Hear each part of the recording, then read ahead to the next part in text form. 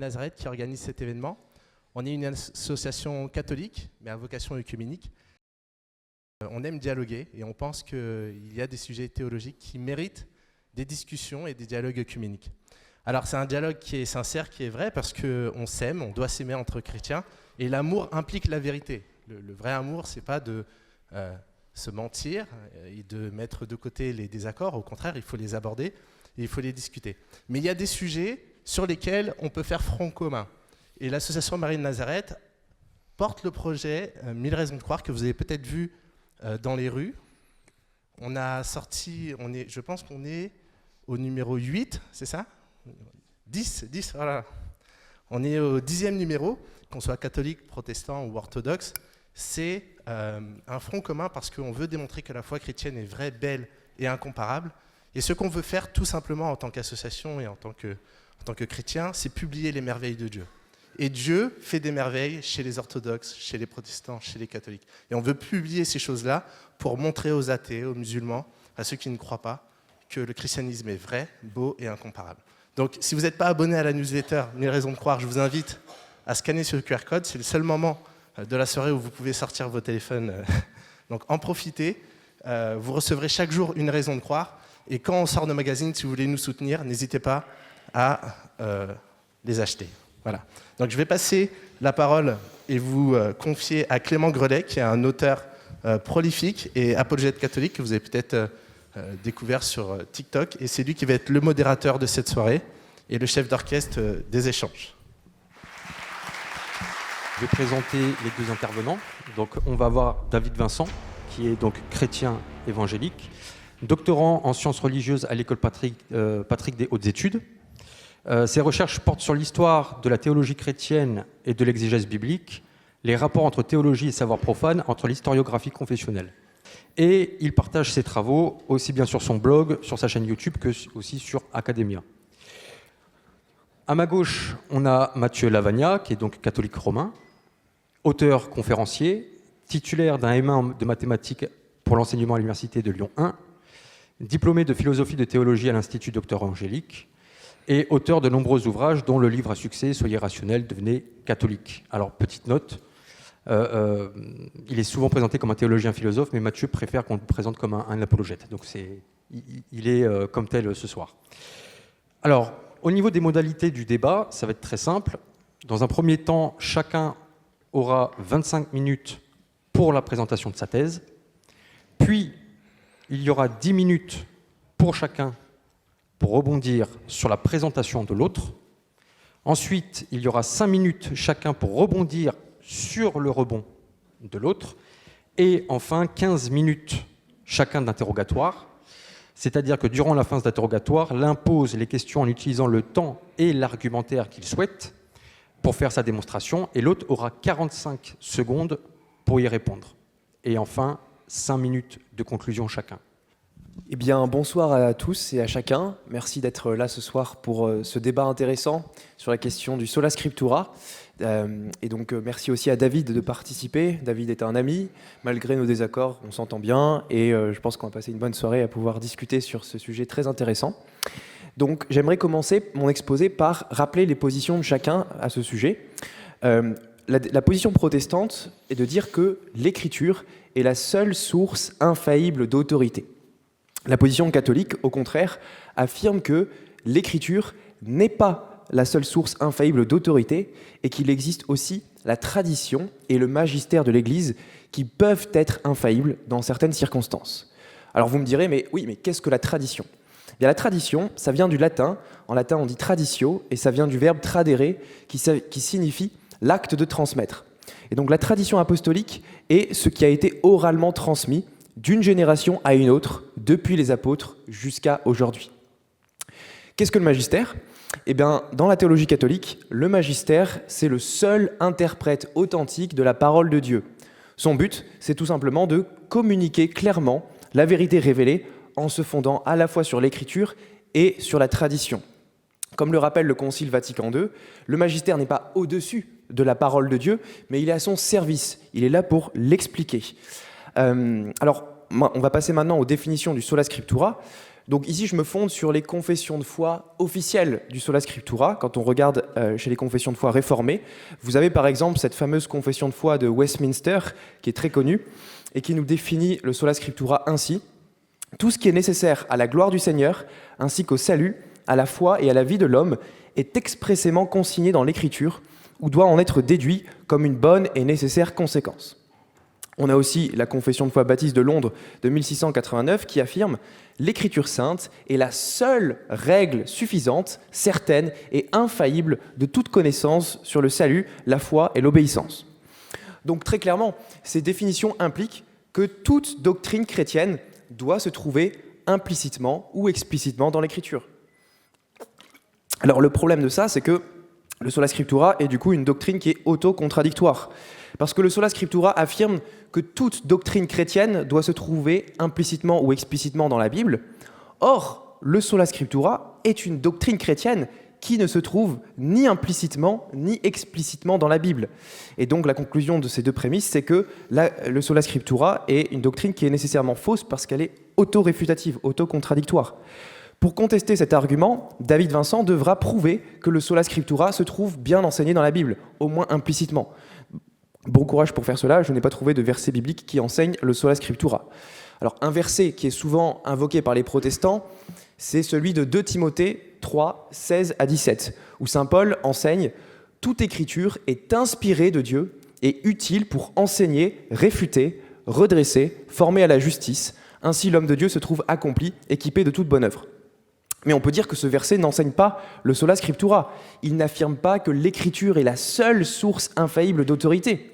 Ce verset affirme seulement que l'Écriture est inspirée et qu'elle est utile pour enseigner, pour redresser. Et ça, nous, évidemment, les catholiques, on est d'accord avec ça. On est les premiers à le dire. Utile pour enseigner, ça ne signifie pas suffisant pour enseigner. D'accord ? Le code de la route est utile pour bien conduire, mais il n'est évidemment pas suffisant. Il faut en plus de ça le permis de conduire. Donc la conclusion intermédiaire qu'on peut dire jusqu'à maintenant, c'est étant donné que le Sola Scriptura implique que toute doctrine doit se trouver implicitement ou explicitement dans l'Écriture, et que le Sola Scriptura est une doctrine qui ne se trouve pas dans l'Écriture, eh bien on peut en déduire que le Sola Scriptura est nécessairement faux. J'irai même plus loin en disant que l'Écriture enseigne même le contraire du Sola Scriptura. Il suffit de lire saint Paul qui enseigne la nécessité de la tradition apostolique.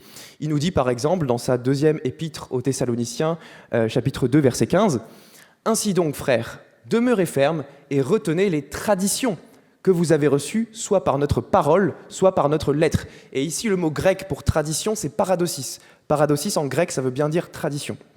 Et saint Paul le dit à d'autres endroits dans ses épîtres, 1 Corinthiens 11 par exemple, où saint Paul nous dit « Je vous félicite parce que vous m'êtes fidèles en tout, vous gardez les traditions que je vous ai transmises. » Et aussi dans 2 Thessaloniciens 3,6, où saint Paul nous dit qu'il faut s'éloigner de tout frère qui vit dans le désordre et non selon les traditions que vous avez reçues de nous. La 2e lettre de Jean, au chapitre 1, verset 12, saint Jean nous dit dans cette lettre « J'ai encore beaucoup de choses à vous écrire, mais je n'ai pas voulu le faire avec du papier et de l'encre.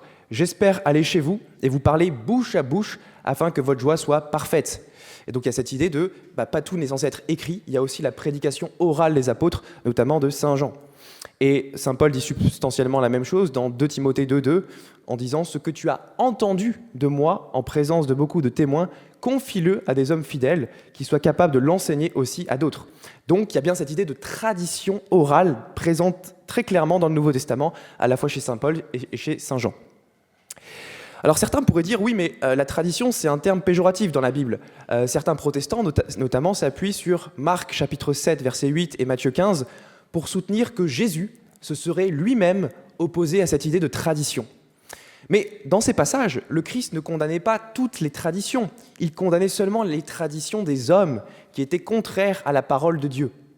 En Marc 7, par exemple, Jésus condamne une fausse tradition humaine qui s'oppose au commandement « Honore ton père et ta mère ». Et en Matthieu 15, Jésus reproche aux pharisiens de transgresser le commandement de Dieu au nom de leur tradition. Mais en bonne logique, le fait qu'il existe des traditions humaines qui contredisent les commandements de Dieu ne montre pas qu'il ne peut pas exister une tradition divine assistée par l'Esprit Saint qui est, elle, conforme au commandement de Dieu. Ces versets montrent tout simplement que la tradition ne peut pas contredire l'Écriture. Et ça, nous les catholiques, on est parfaitement d'accord avec ça. La tradition ne peut pas contredire l'Écriture. Je dirais aussi que les protestants se contredisent eux-mêmes sur le principe du sola scriptura parce qu'eux-mêmes acceptent certaines doctrines infaillibles qui ne se trouvent pas dans l'Écriture. Voici quelques exemples. Le fait qu'il n'y aura plus jamais d'apôtres, le fait que la révélation s'est terminée à la mort du dernier apôtre, le fait que le canon de l'Écriture est clos, ou que le Nouveau Testament contient exactement 27 livres, eh bien aucun de ces éléments ne se trouve dans l'Écriture. Les protestants acceptent ces vérités infaillibles par la tradition de l'Église. On peut aussi dire que, d'un point de vue historique et pratique, cette tradition apostolique était nécessaire, parce que Jésus n'a rien écrit pendant son ministère. Il s'est contenté de prêcher à l'oral. Et donc les premiers chrétiens n'avaient pas accès au Nouveau Testament. La plupart d'entre eux ne savaient même pas lire. Tout le message du christianisme leur était transmis par voie orale, à travers la prédication des apôtres et de leurs successeurs. Et donc le sola scriptura aurait été pragmatiquement invivable pour eux. C'est grâce à l'Église qu'ils avaient accès à la prédication de l'Évangile au quotidien. Et donc on peut dire que le sola scriptura aurait été impossible à vivre pour les premiers chrétiens, précisément parce que le dernier livre du Nouveau Testament, comme on le sait tous, a été rédigé vers la fin du 1er siècle, en l'an 95. Or, l'Église existait bien avant, dès l'an 30. Donc, comment les chrétiens ont-ils pu fonctionner entre l'an 30 et l'an 95 sans avoir accès à l'ensemble de la révélation écrite ? La réponse, c'est par la prédication orale de l'Église enseignante. D'ailleurs, hormis Jean, la totalité des apôtres sont morts avant les années 70-80. Donc, comment les chrétiens de la fin du 1er siècle, qui n'avaient pas accès à l'entièreté du Nouveau Testament, ont-ils fait pour connaître la vérité infaillible sur la foi, alors que les apôtres étaient déjà morts et que la Bible n'était pas totalement écrite ? C'est la même réponse. Dès les premiers jours, c'est l'Église qui servit de règle de foi pour les questions doctrinales. Les premiers chrétiens ne fonctionnaient donc pas du tout avec le principe du sola scriptura. Alors comment peut-on savoir que Jésus a fondé un magistère vivant capable d'enseigner et d'interpréter l'Écriture ? Déjà, on peut commencer par remarquer une chose très simple. Le Christ n'a pas voulu faire un livre qui récapitule tous ses enseignements. Il a voulu fonder une église. Il ne leur a pas donné un livre en disant « Oh lisez ceci et débrouillez-vous ». Non, il a promis aux apôtres de leur envoyer l'Esprit Saint pour les guider dans leur mission, dans la plénitude de la vérité. C'est ce que nous dit Saint Jean au chapitre 16. « J'ai encore beaucoup de choses à vous dire, mais vous ne pouvez pas les porter maintenant.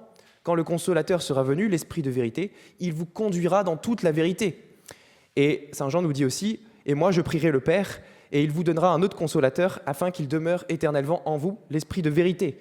Je ne vous laisserai pas orphelins, je viendrai à vous. » Donc ici, très clairement, Jésus promet aux apôtres qu'il va leur envoyer l'Esprit Saint pour les guider dans toute la vérité, pour qu'ils puissent enseigner infailliblement la vérité de Jésus-Christ. Et il leur dit que je suis avec vous jusqu'à la fin du monde. Alors ici, le « vous », ce n'est pas juste les apôtres, c'est les apôtres et leurs successeurs. Pourquoi ? Parce que les apôtres sont évidemment morts avant la fin du monde. Donc, dire « je suis avec vous jusqu'à la fin du monde », ça implique nécessairement qu'il s'adresse aux apôtres et à leurs successeurs. Sinon, ce verset-là n'aurait pas de sens. On peut aussi remarquer que Jésus donne l'autorité au collège apostolique pour enseigner la vérité à sa place. C'est très clair quand vous lisez l'Évangile.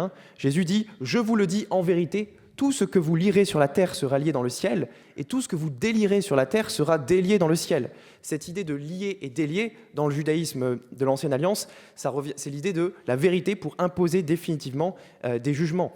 C'est l'autorité qui s'exerce pour imposer au peuple des jugements sur la foi et sur la discipline. Jésus dit aussi aux apôtres « Celui qui vous écoute, m'écoute, et celui qui vous rejette, me rejette, et rejette celui qui m'a envoyé. » Et il dit déjà que l'Église a une très haute autorité.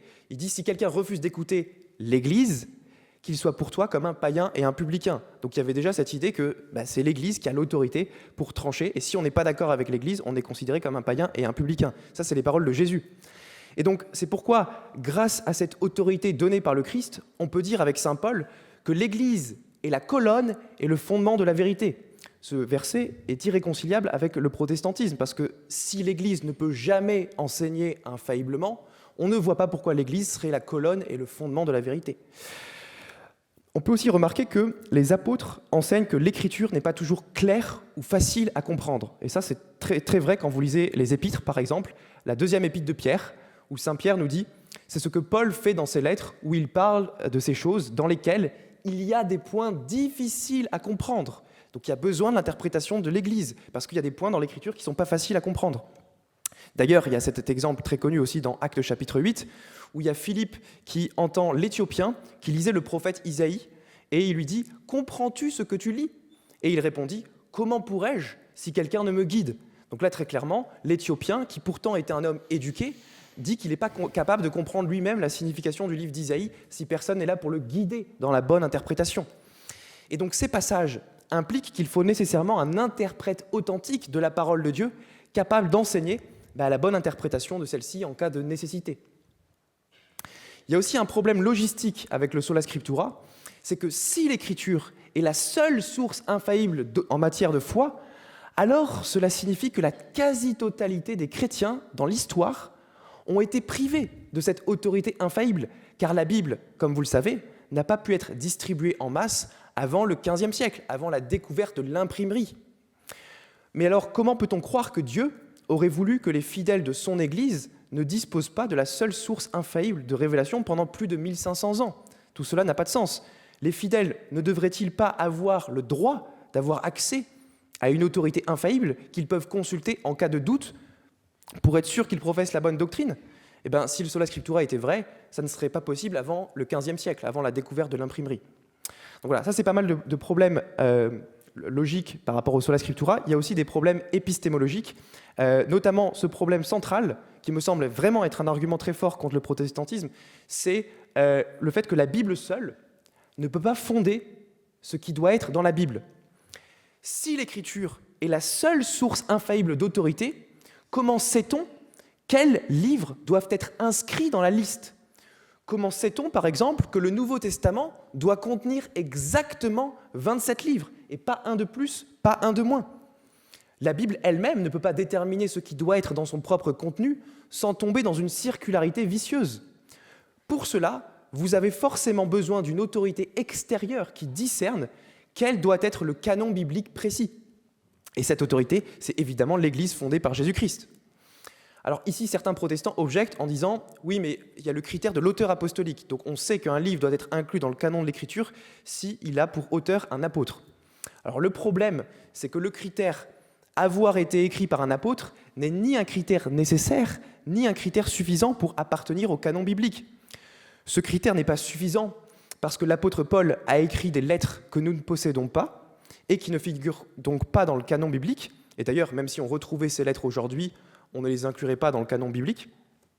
Et le critère n'est pas nécessaire non plus parce qu'on a des auteurs des livres du Nouveau Testament, comme Marc et Luc, qui n'étaient pas des apôtres, mais seulement des interprètes.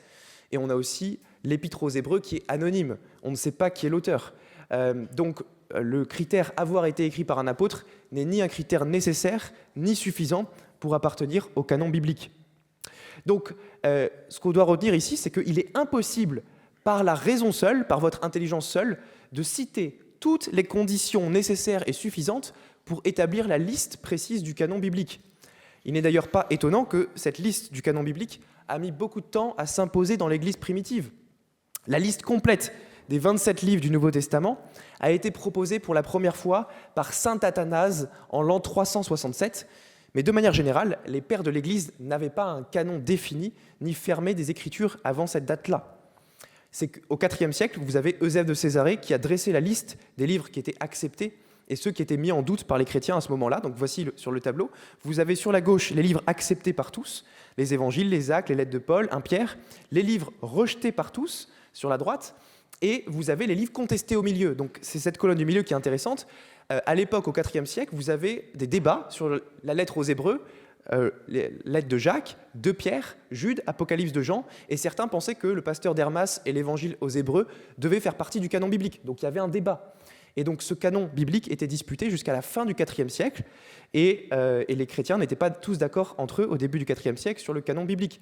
Il a fallu attendre les conciles locaux, les conciles de Rome, d'Hippone, de Carthage, pour que la liste soit enfin établie.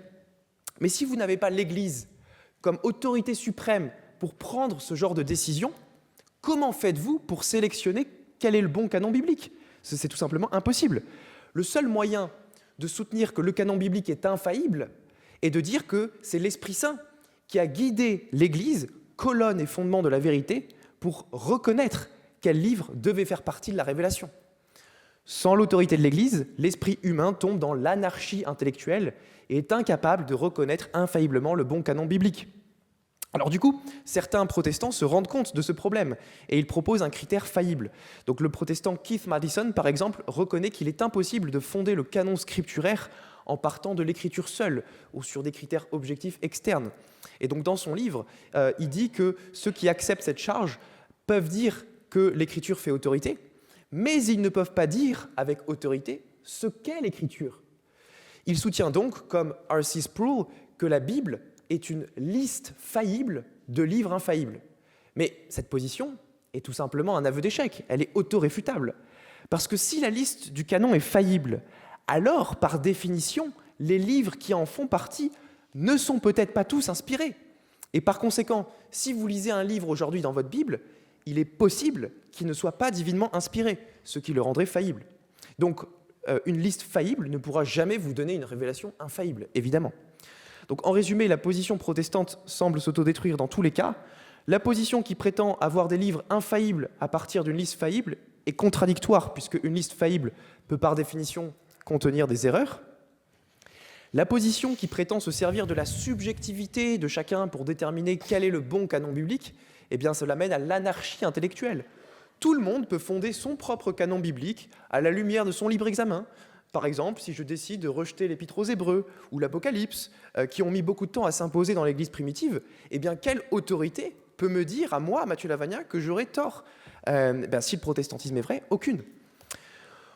La position du canon objectif échoue à proposer des critères universels avec des conditions nécessaires et suffisantes pour déterminer quels sont les livres qui doivent appartenir au canon biblique. Ce n'est pas pour rien, comme on l'a dit, que les pères de l'Église étaient divisés entre eux sur cette question. Pourquoi ne pourrait-on pas, en s'appuyant sur des critères totalement objectifs, choisir d'enlever la 3e lettre de Jean et la remplacer par le livre de la Didaché ou l'épître de Clément de Rome, qui eux étaient des textes chrétiens très prestigieux au 1er siècle et dont certains pères reconnaissaient qu'ils devaient faire partie du canon. Si je voulais faire ça aujourd'hui, quelle autorité pourrait me dire que j'ai tort ? Si le protestantisme est vrai, aucune, parce qu'il n'y a pas d'autorité infaillible en dehors de la Bible. Donc le bilan, ce qu'il faut retenir, c'est la chose suivante. Pour déterminer le bon canon biblique, il est impossible de se servir de l'écriture seule. En réalité, quand les protestants décident quels livres doivent être inclus dans la Bible, ils tentent de le faire sur la base de la tradition. À un moment donné, quelqu'un leur offre une Bible, ils acceptent les livres qui sont contenus dedans, et ça, c'est littéralement un acte de tradition, c'est-à-dire un passage de génération en génération des livres sacrés. Il y a donc besoin d'une source extérieure qui vienne trancher avec autorité ce qui est inspiré et ce qui ne l'est pas. Je voudrais terminer cet exposé par un dernier argument qui est fondé sur l'unité de l'Église. On sait tous dans l'Évangile que Jésus enseigne qu'il veut que l'Église soit une. C'est ce qu'il nous est dit dans Jean 17, 21, que tout soit un. Et Jésus dit aussi qu'il veut que son Église subsiste à travers les temps. Je suis avec vous jusqu'à la fin du monde. Mais comment l'Église pourrait-elle être une et subsister jusqu'à la fin des temps si tous ses membres professent une doctrine différente ? Si chacun fonde sa foi en interprétant l'Écriture à sa guise, on aboutit inéluctablement à une division doctrinale. Pourtant, l'Épître aux Éphésiens nous rappelle bien qu'il n'y a qu'une seule foi et qu'un seul baptême. Or, pour que la doctrine de l'Église soit une, il faut nécessairement une autorité qui permet de trancher entre le vrai et le faux, avec l'aide de l'Esprit Saint, afin d'éviter les querelles doctrinales sur les vérités fondamentales liées à la foi. Le problème du protestantisme, c'est qu'il est complètement divisé de l'intérieur. Il admet de nombreuses dénominations, souvent contradictoires les unes avec les autres, sur des doctrines qui sont très importantes. Les protestants qui disent se fonder sur l'écriture seule pour leur doctrine sont incapables de s'accorder entre eux sur des sujets essentiels qui touchent au sacrement, à la sotériologie, à l'ecclésiologie, à la régénération baptismale, au baptême des enfants, à la prédestination, à la présence réelle de Jésus dans l'Eucharistie, ou encore à la possibilité de perdre son salut après sa conversion. Ces sujets fondamentaux font l'objet d'immenses divisions entre les calvinistes, les baptistes, les luthériens, les pentecôtistes. Pourtant, chacun prétend se servir de la Bible seule. Que peut-on en conclure ? Eh bien que l'Écriture n'est pas toujours facile à comprendre et qu'elle peut être soumise à des interprétations diverses si l'on se sert uniquement de sa liberté de penser pour trancher entre le vrai et le faux. Et résultat, il n'y a plus d'unité doctrinale entre les églises protestantes. Or, tout ceci est incompatible avec ce que le Christ a voulu, à savoir l'unité de son Église. Et qui dit unité, dit forcément aussi autorité. Il est logique de penser que le Christ a voulu un garant du dépôt de la foi pour la transmettre de manière intacte à travers les siècles, et ce garant, c'est tout simplement l'Église, colonne et fondement de la vérité. En dehors de l'Église, comme on l'a vu, la doctrine est soumise à l'arbitraire subjectif des hommes et à leur position idéologique et politique. Et on peut dire que saint Vincent de Lérins, qui est un grand saint, avait déjà anticipé cette réfutation du protestantisme dès le 5e siècle. Il nous dit, quelqu'un dira peut-être, puisque le canon des Écritures est parfait et qu'il se suffit amplement et surabondamment pour tous, quel y a-t-il besoin d'y joindre à l'interprétation de l'Église? Précisément, la profondeur de l'Écriture sainte fait que tous ne l'entendent pas d'un seul et même sens. Les mêmes paroles sont interprétées par l'un d'une façon, par l'autre d'une autre, et on pourrait dire, autant il y a de commentateurs, autant il y a d'opinions. Novatien l'explique d'une façon, Sabellius d'une autre, Donat d'encore une autre, Eunome, Arius, Macédonius ont leur opinion, Photin, Apollinaire, Priscillien ont la leur, Jovanien, Pélage, Célestius, la sienne, et enfin Nestorius. Et c'est pourquoi il est bien nécessaire, en présence de tant d'erreurs, aux multiples replis, que la ligne de l'interprétation des livres prophétiques et apostoliques soit dirigée conformément à la règle du sens ecclésiastique et catholique. Voilà. Donc, en conclusion, on peut dire que le principe du sola scriptura fondateur au protestantisme est irrationnel et n'a pas de fondement biblique ou traditionnel dans le christianisme. L'existence d'un magistère infaillible est une nécessité théologique pour que l'Église puisse être la colonne et le fondement de la vérité à travers les âges. Sans cela, le christianisme s'effondre et se retrouve divisé de l'intérieur en une multitude de dénominations, chacune se disant capable d'interpréter l'Écriture. Et seule l'Église catholique dispose aujourd'hui de ce magistère vivant. Donc voilà, je dirais que pour gagner ce débat, mon ami David devra, premièrement, nous prouver que l'Écriture enseigne le sola scriptura. Deuxièmement, répondre à tous les arguments bibliques que j'ai invoqués contre le sola scriptura. Troisièmement, nous expliquer pourquoi l'Église primitive a fonctionné avec un paradigme différent du sola scriptura. Quatrièmement, nous expliquer pourquoi Dieu aurait laissé les chrétiens ordinaires sans aucune autorité infaillible qu'ils peuvent consulter pendant plus de 1500 ans, parce qu'il n'y avait pas d'accès personnel à la Bible avant l'imprimerie, et nous expliquer comment il sait quel est le bon canon biblique en l'absence de magistère. Et enfin, à nous expliquer en quoi le sola scriptura ne mène pas au chaos doctrinal et à l'anarchie intellectuelle. Je pense que tant qu'il n'aura pas fait cela, nous devrions conclure que le sola scriptura est faux. Voilà, je vous remercie de votre écoute. Merci Mathieu. Donc maintenant, on va laisser parler David Vincent, d'accord, faire son développement. Donc c'est pareil David, tu as 25 minutes devant toi. Alors bonsoir à toutes et à tous. J'aimerais tout d'abord remercier Mathieu pour son invitation et Clément d'avoir accepté la modération de ce débat, ainsi que l'association Marie de Nazareth qui a pris en charge son organisation matérielle. Parmi les nombreux sujets qui alimentent le dialogue entre catholiques romains et protestants, le thème de ce soir occupe une place particulière puisqu'il fait partie des quelques questions qui touchent au fondement même des différences confessionnelles.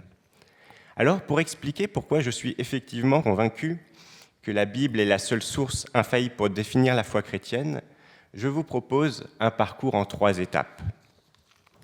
Tout d'abord, nous définirons ce qu'est le sola scriptura, puis nous examinerons 2 arguments en faveur de ce principe, et enfin, je terminerai en exposant 2 raisons pour lesquelles l'alternative catholique romaine ne me paraît pas convaincante. Alors tout d'abord, une définition du sola scriptura. Le sola scriptura est une expression latine signifiant « l'écriture seule ». Ce slogan choc mérite cependant d'être expliqué, car sa concision peut susciter certaines incompréhensions. Commençons donc par dire ce qu'il n'est pas. Et pour cela, je partirai de la question posée ce soir en insistant sur 3 termes clés de l'énoncé.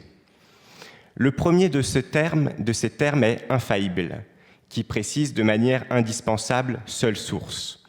En effet, dire que la Bible est la seule source infaillible ne veut pas dire que c'est la seule source.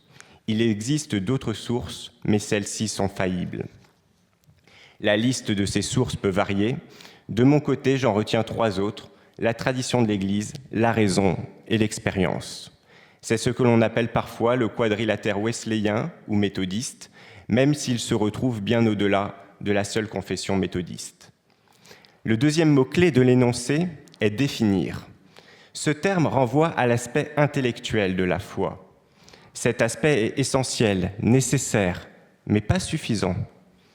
La foi chrétienne intègre des vérités que l'on peut formuler avec des mots, mais on ne peut pas se limiter à celles-ci. L'aspect intellectuel est indissociable d'un vécu, et ce vécu ne peut se faire qu'au sein de l'Église, qui est, comme nous dit l'apôtre Paul, la colonne et l'appui de la vérité. Vivre dans la vérité, ce n'est donc pas seulement avoir des opinions orthodoxes, mais conformer notre vie à ce que nous proclamons. Et en aucun cas, l'Écriture ne peut ou n'a vocation à remplacer l'Église. Enfin, la troisième expression, foi chrétienne, renvoie à tous les enseignements nécessaires au salut de l'homme et à la vie chrétienne. Cela n'inclut donc pas, contrairement à ce qui était dit, toute la théologie chrétienne, ni même la vie ecclésiastique. Alors, maintenant que nous avons vu ce que n'est pas le sola scriptura, quelle définition positive pouvons-nous en donner ?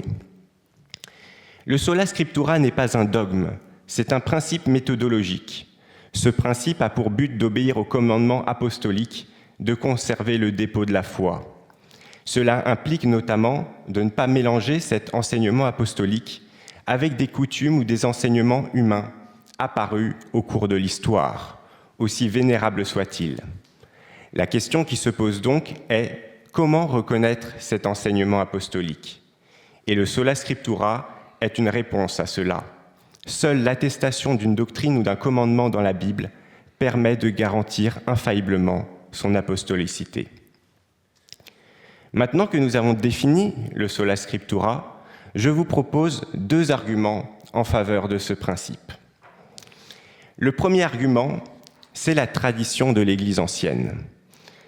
Le premier, donc, de ces arguments est que les premiers chrétiens qui nous ont transmis ces Écritures étaient pleinement convaincus de la suffisance, telle que je viens de la définir, de celle-ci. Ce fait est souvent obscurci par le fait que l'on oppose à tort Écriture et tradition, alors que la vraie question qui se pose est comment définir la tradition. Dans son sens premier, la tradition désignait l'enseignement reçu des apôtres, que ce soit par écrit ou par oral. À l'oral, me direz-vous, n'est-ce pas une contradiction du sola scriptura ? Non, car il n'y avait dans cette transmission orale aucun dogme inconnu des Écritures. Pour illustrer cela, je vous propose un exercice tout simple. Imaginez 3 groupes de personnes à qui je transmets un code, par exemple la date du jour, 04-10. Au premier, je donne un bout de papier sur lequel se trouve le code. Au second, je leur énonce à l'oral. Au troisième groupe, je donne la première partie du code sur un bout de papier, tandis que j'énonce la seconde à l'oral. Vous voyez qu'il y a 3 modes de transmission distincts. Un repose sur l'écrit, l'autre sur l'oral, et le troisième sur un mixte des deux. Mais les 3 modes transmettent la même information. Le code est 04-10. Ceux qui ont reçu l'information à l'oral n'ont rien de plus ou rien de moins que ceux qui l'ont reçue à l'écrit. C'est exactement ainsi qu'était conçue la tradition dans l'Église ancienne. La transmission orale n'impliquait aucun dogme inconnu des Écritures. Ce qui est particulièrement intéressant, c'est que des chercheurs ont attentivement travaillé sur ce sujet au cours du XXe siècle, et même les non-protestants sont parvenus à ces conclusions. Nous pouvons par exemple citer le cardinal Congar, théologien dominicain très connu et historien, qui, dans son ouvrage « La tradition et les traditions », consacré à ce sujet, écrit « La foi ecclésiale parlant de la conviction des pères. La foi ecclésiale est tout entière contenue dans les Écritures. Cette conviction est alors générale. Les traditions apostoliques orales concernent des pratiques de liturgie ou de discipline. Cela ressort des témoignages que nous avons cités. » Nous pouvons aussi citer le père Georges Florewski, autre grand historien et théologien de confession orthodoxe cette fois. De plus, l'exégèse était à cette époque, toujours à l'époque des pères, la principale et probablement la seule méthode théologique, et l'autorité de l'écriture était souveraine et suprême. Vous voyez donc le contraste par rapport à l'exposé de Matthieu. Cependant, cette situation ne dura pas, et petit à petit, le sens que l'on donna au terme tradition évolua. Cette évolution fut très progressive et passa d'abord par l'ajout de toutes sortes de coutumes et de pratiques qui furent rattachées aux apôtres. Ce processus est ancien, et déjà certains pères de l'Église mettaient en garde contre cela. Je citerai un double exemple particulièrement intéressant, puisqu'il est directement en lien avec l'Église de Rome. Au cours du IIIe siècle, un désaccord doctrinal éclata entre Rome et les évêques d'Afrique, soutenus par les évêques d'Asie mineure. Pour défendre sa position, Étienne, l'évêque de Rome, invoqua des traditions propres à son Église et qu'il disait remonter aux apôtres. Ce qui est très intéressant, c'est la réaction de deux responsables. Cyprien de Carthage dénonça cela en affirmant dans sa lettre que seule l'Écriture pouvait faire autorité sur les questions doctrinales. De son côté, Firmilien de Césarée soulignait que Rome avait une fâcheuse tendance à faire passer des coutumes pour des traditions apostoliques. On est là exactement au cœur du problème. Au fur et à mesure que l'histoire avance, de nouvelles coutumes apparaissent et il est très tentant, au bout d'une ou deux générations, de rattacher ces coutumes directement aux apôtres, simplement parce qu'on en a oublié l'origine et ou que l'on veut en renforcer leur autorité. C'est un processus humain très courant qui se retrouve d'ailleurs dans les différentes religions. Au départ, ces traditions apostoliques concernent essentiellement des rites ou des pratiques.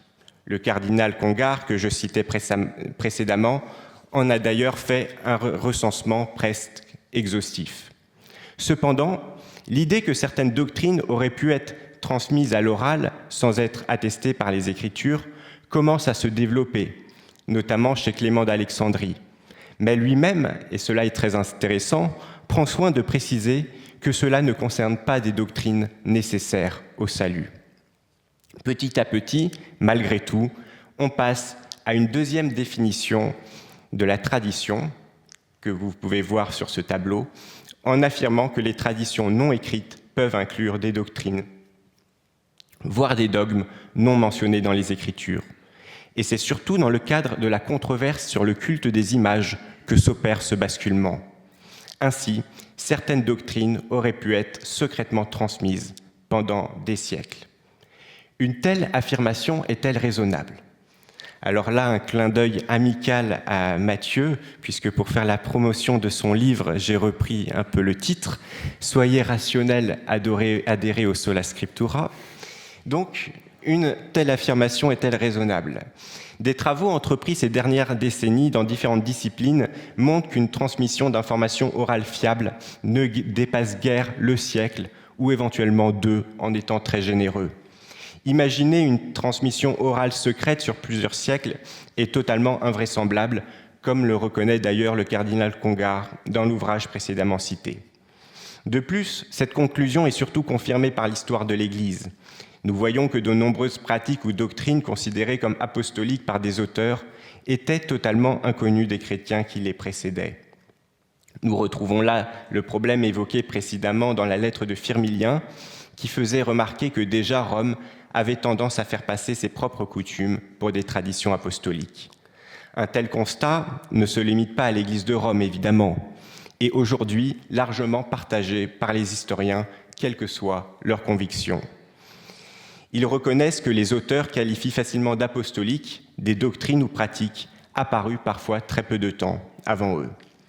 Il faut d'ailleurs noter que dans la Bible, au contraire, le don de la loi ou d'ordonnances divines au peuple d'Israël est systématiquement accompagné d'une mise par écrit. Évidemment, une objection pourrait être faite, reconnaissant que ce principe général s'applique habituellement et qu'on peut même le retrouver dans l'histoire de l'Église. Ne pourrait-on pas imaginer une exception miraculeuse ? C'est la thèse proposée par l'Église romaine et que nous allons maintenant examiner dans une dernière partie. Alors, 2 arguments contre l'alternative catholique romaine. Je précise que l'alternative catholique romaine n'est pas la seule alternative au sola scriptura, mais puisque ce soir mon interlocuteur est catholique romain, je me concentrerai sur ce point. Alors, avant d'en venir à l'objection majeure, j'aimerais dans un premier temps évoquer une objection mineure. Mineure dans le sens où elle n'est pas forcément indispensable à la position catholique romaine et qu'elle peut être abandonnée sans renoncer à celle-ci. Toutefois, je souhaitais la mentionner car elle revient régulièrement, et on l'a encore entendu brièvement ce soir, dans les discussions, et elle me paraît à la fois problématique et dangereuse. Pour lutter contre le protestantisme, les apologètes catholiques romains, au moins certains d'entre eux, ont tendance à rabaisser la Bible pour donner plus de poids à l'Église. Or, dans cette démarche, ils en viennent finalement à nier des points reconnus par la tradition la plus ancienne, et en particulier la clarté des Écritures. Une véritable doctrine de l'obscurité des Écritures a été développée à partir du XVIe siècle, dans le cadre de la lutte contre le protestantisme, prétendant que celles-ci, les Écritures, seraient tellement obscures qu'elles ne peuvent être comprises sans l'autorité de l'Église. Or, une telle position est contraire au consensus patristique qui a toujours affirmé la clarté des Écritures. On aboutit donc à un paradoxe. Pour défendre la tradition, on en vient à contredire celle-ci. En réalité, ce paradoxe n'en est pas vraiment un, car cet argument témoigne surtout d'une autre évolution où la tradition de l'Église elle-même tend à disparaître au profit du seul magistère. Mais surtout, j'en viens maintenant à l'objection majeure. Le magistère n'est pas une source infaillible, ni même une norme fiable. Alors le magistère est vraiment au cœur de la pensée catholique romaine contemporaine. Ignace de Loyola, le fondateur des Jésuites, reconnu comme saint et docteur de l'Église, écrit dans ses exercices spirituels « Pour être dans la vérité en tout, je dois croire que ce que je vois blanc est noir, si l'Église hiérarchique le déclare tel. » Est-ce vraiment rationnel ? Cette déclaration faisait référence à l'autorité du magistère, qui est progressivement devenue la clé de voûte du catholicisme contemporain. Au cœur de ce système se trouve une personne, le pape. Selon l'enseignement de l'Église catholique romaine, Jésus a établi l'apôtre Pierre comme chef de l'Église, et c'est en tant que successeur de Pierre sur le siège de Rome que les papes dirigent cette Église depuis les origines. Précisons que cette vision de l'histoire de l'Église est aujourd'hui totalement abandonnée par les historiens, y compris les historiens catholiques romains. Je ne m'attarderai pas sur ce point ce soir, mais j'aimerais simplement souligner que c'est pour cette raison que je pense que dans le cadre d'un dialogue entre catholiques romains et protestants, un débat sur la papauté et ses origines me paraît essentiel pour compléter notre discussion de ce jour concernant le sola scriptura. Je termine donc avec le dernier point de mon exposé. Peut-on considérer le magistère comme une source infaillible pour définir la foi chrétienne, ou au moins un guide sûr ? Cette hypothèse, tout à fait envisageable d'un point de vue théorique, me paraît complètement contredite par les données historiques. Plus on étudie l'histoire, plus on constate que le magistère, censé être un guide sûr pour les croyants, s'est contredit sur des points essentiels. Une telle affirmation mériterait une discussion, voire même plusieurs discussions à part entière. Je donnerai donc simplement un exemple, celui de la mise à mort des hérétiques. Peut-on mettre à mort un hérétique ? Question cruciale, me direz-vous, pourrais-je rentrer chez moi ce soir ?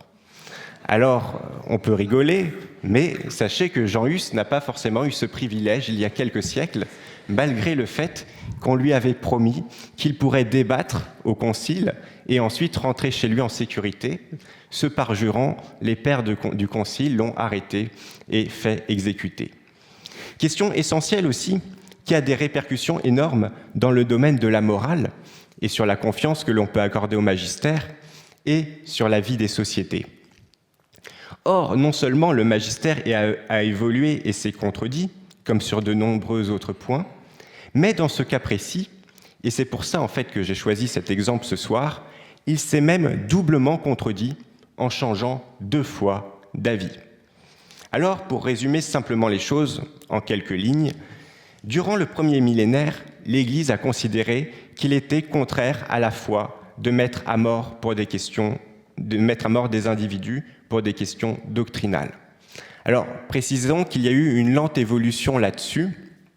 Au départ, toute forme de coercition était interdite, puis à partir de Grégoire le Grand notamment, on commence, enfin en Occident, en Orient ils sont un peu plus précoces avec Justinien, mais à partir de Grégoire le Grand, on commence à accepter certaines formes de coercition, notamment financières.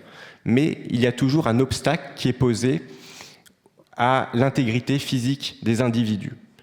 Et non seulement cet obstacle est posé, mais certains pères de l'Église, comme Martin de Tours, vont même risquer leur vie pour sauver la vie de certains hérétiques. Le premier épisode de mise à mort d'un hérétique, c'est au IVe siècle, sur ordre d'un des empereurs romains. L'hérétique en question était disciple de Priscillien. Martin de Tours le considérait vraiment comme un hérétique, mais il pensait que le mettre à mort était totalement contraire à la foi chrétienne, et il a même risqué sa vie pour le sauver. Ça n'a pas réussi, mais en tout cas, il a essayé. Et donc, petit à petit, il y a ce glissement. Encore au début du deuxième millénaire, au XIe siècle, c'est toujours interdit. Puis, à partir du XIIe siècle, à la fin du XIIe siècle, la lutte contre l'hérésie peut passer par la mise à mort des hérétiques. Et cette autorisation devient même ensuite un devoir religieux pour les autorités chrétiennes. Cette doctrine s'est maintenue durant une bonne partie du second millénaire, XIIIe, XIVe, XVe, XVIe siècle. XVIIe, cela commence un peu à s'essouffler, même si elle est toujours maintenue. XVIIIe, XIXe siècle, il y a là la période de flottement. Et puis finalement, le Concile Vatican II retourne complètement le sujet en affirmant au contraire la pleine liberté religieuse. Terminons en notant que, petite cerise sur le gâteau, les papes récents, et en particulier le pape François, se sont même opposés à la peine de mort en toutes circonstances. Cet exemple est par ailleurs particulièrement intéressant car elle montre que l'Église catholique romaine n'évolue jamais d'un seul coup, mais que petit à petit, elle évolue pour changer de position. Ce que je décris ici pour la peine de mort des hérétiques peut se retrouver pour d'autres questions, que ce soit de morale ou de théologie. Nous sommes donc, et je terminerai là-dessus, face à un dilemme. Soit l'opinion A est juste, et pendant plusieurs siècles, le magistère a enseigné un péché mortel, nous ne pouvons donc pas lui faire confiance, soit l'option B est juste, et toute la tradition millénaire de l'Église, ainsi que l'enseignement actuel, est erroné. Nous ne pouvons pas non plus lui faire confiance. Nous avons donc à travers cette question un exemple parmi beaucoup d'autres qui démontre la grande inconsistance du magistère, censé guider infailliblement le croyant. Et puisqu'il me reste quelques minutes, je profite pour résumer les grandes thèses que j'ai défendues. Premièrement, le sola scriptura n'est pas un dogme, c'est un principe méthodologique. Le sola scriptura affirme que l'écriture est la seule source infaillible, mais elle n'affirme pas qu'il n'existe pas d'autres sources, ni même que ces autres sources ne peuvent pas nous fournir des vérités certaines. Ensuite, nous pouvons adhérer au sola scriptura à partir des exemples bibliques, puisque la Bible lie toujours le don de la loi ou des ordonnances de Dieu à leur mise par écrit.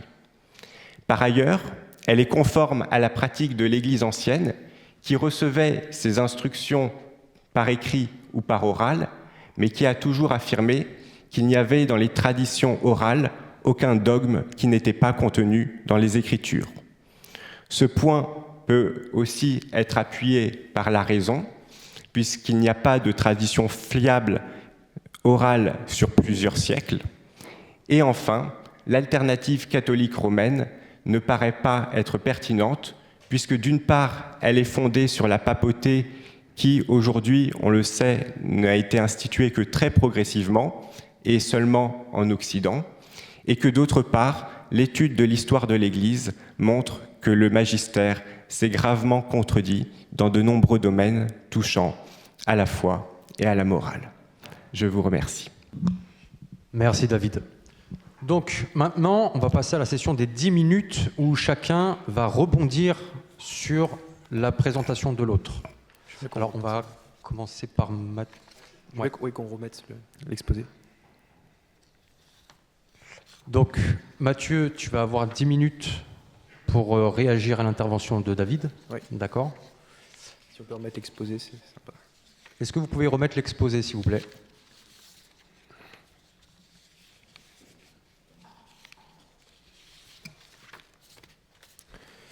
Très bien, je commence. Alors merci David pour cette présentation. Donc vous vous rappelez que tout à l'heure, voilà, j'avais donné un peu ces points cruciaux sur lesquels je pense qu'il faut que David apporte une réponse dans ce débat. Pour ce qui est du premier point, nous prouver que l'écriture enseigne le sola scriptura, je n'ai pas vraiment entendu d'arguments ou de versets bibliques qui, selon David Vincent, prouveraient la doctrine du sola scriptura. Donc là-dessus, je pense que mon premier argument sur le fait que c'est une doctrine autoréfutative, tout ce qui doit être considéré comme vrai sur la foi chrétienne doit se trouver dans l'écriture. Or, on ne trouve pas la doctrine du sola scriptura dans l'écriture, ni implicitement ni explicitement, et donc le sola scriptura est autocontradictoire. Je n'ai pas entendu de réponse à cet argument. Je n'ai pas non plus entendu de réponse à l'ensemble des arguments bibliques que j'ai donnés contre le sola scriptura. Donc là-dessus, peut-être qu'on pourra en discuter après. Je n'ai pas non plus entendu de réponse sur pourquoi le fonctionnement de l'Église primitive. Moi, il me semble avoir montré dans mon exposé que l'Église primitive a fonctionné avec un paradigme différent du sola scriptura, que les premiers chrétiens ne fonctionnaient pas avec l'écriture seule, justement, et que le sola scriptura pose problème parce qu'il aurait laissé les chrétiens ordinaires sans aucune autorité infaillible qu'ils peuvent consulter pendant plus de 1500 ans, puisqu'il n'y avait pas l'accès à l'imprimerie pour chacun avant le XVIe siècle.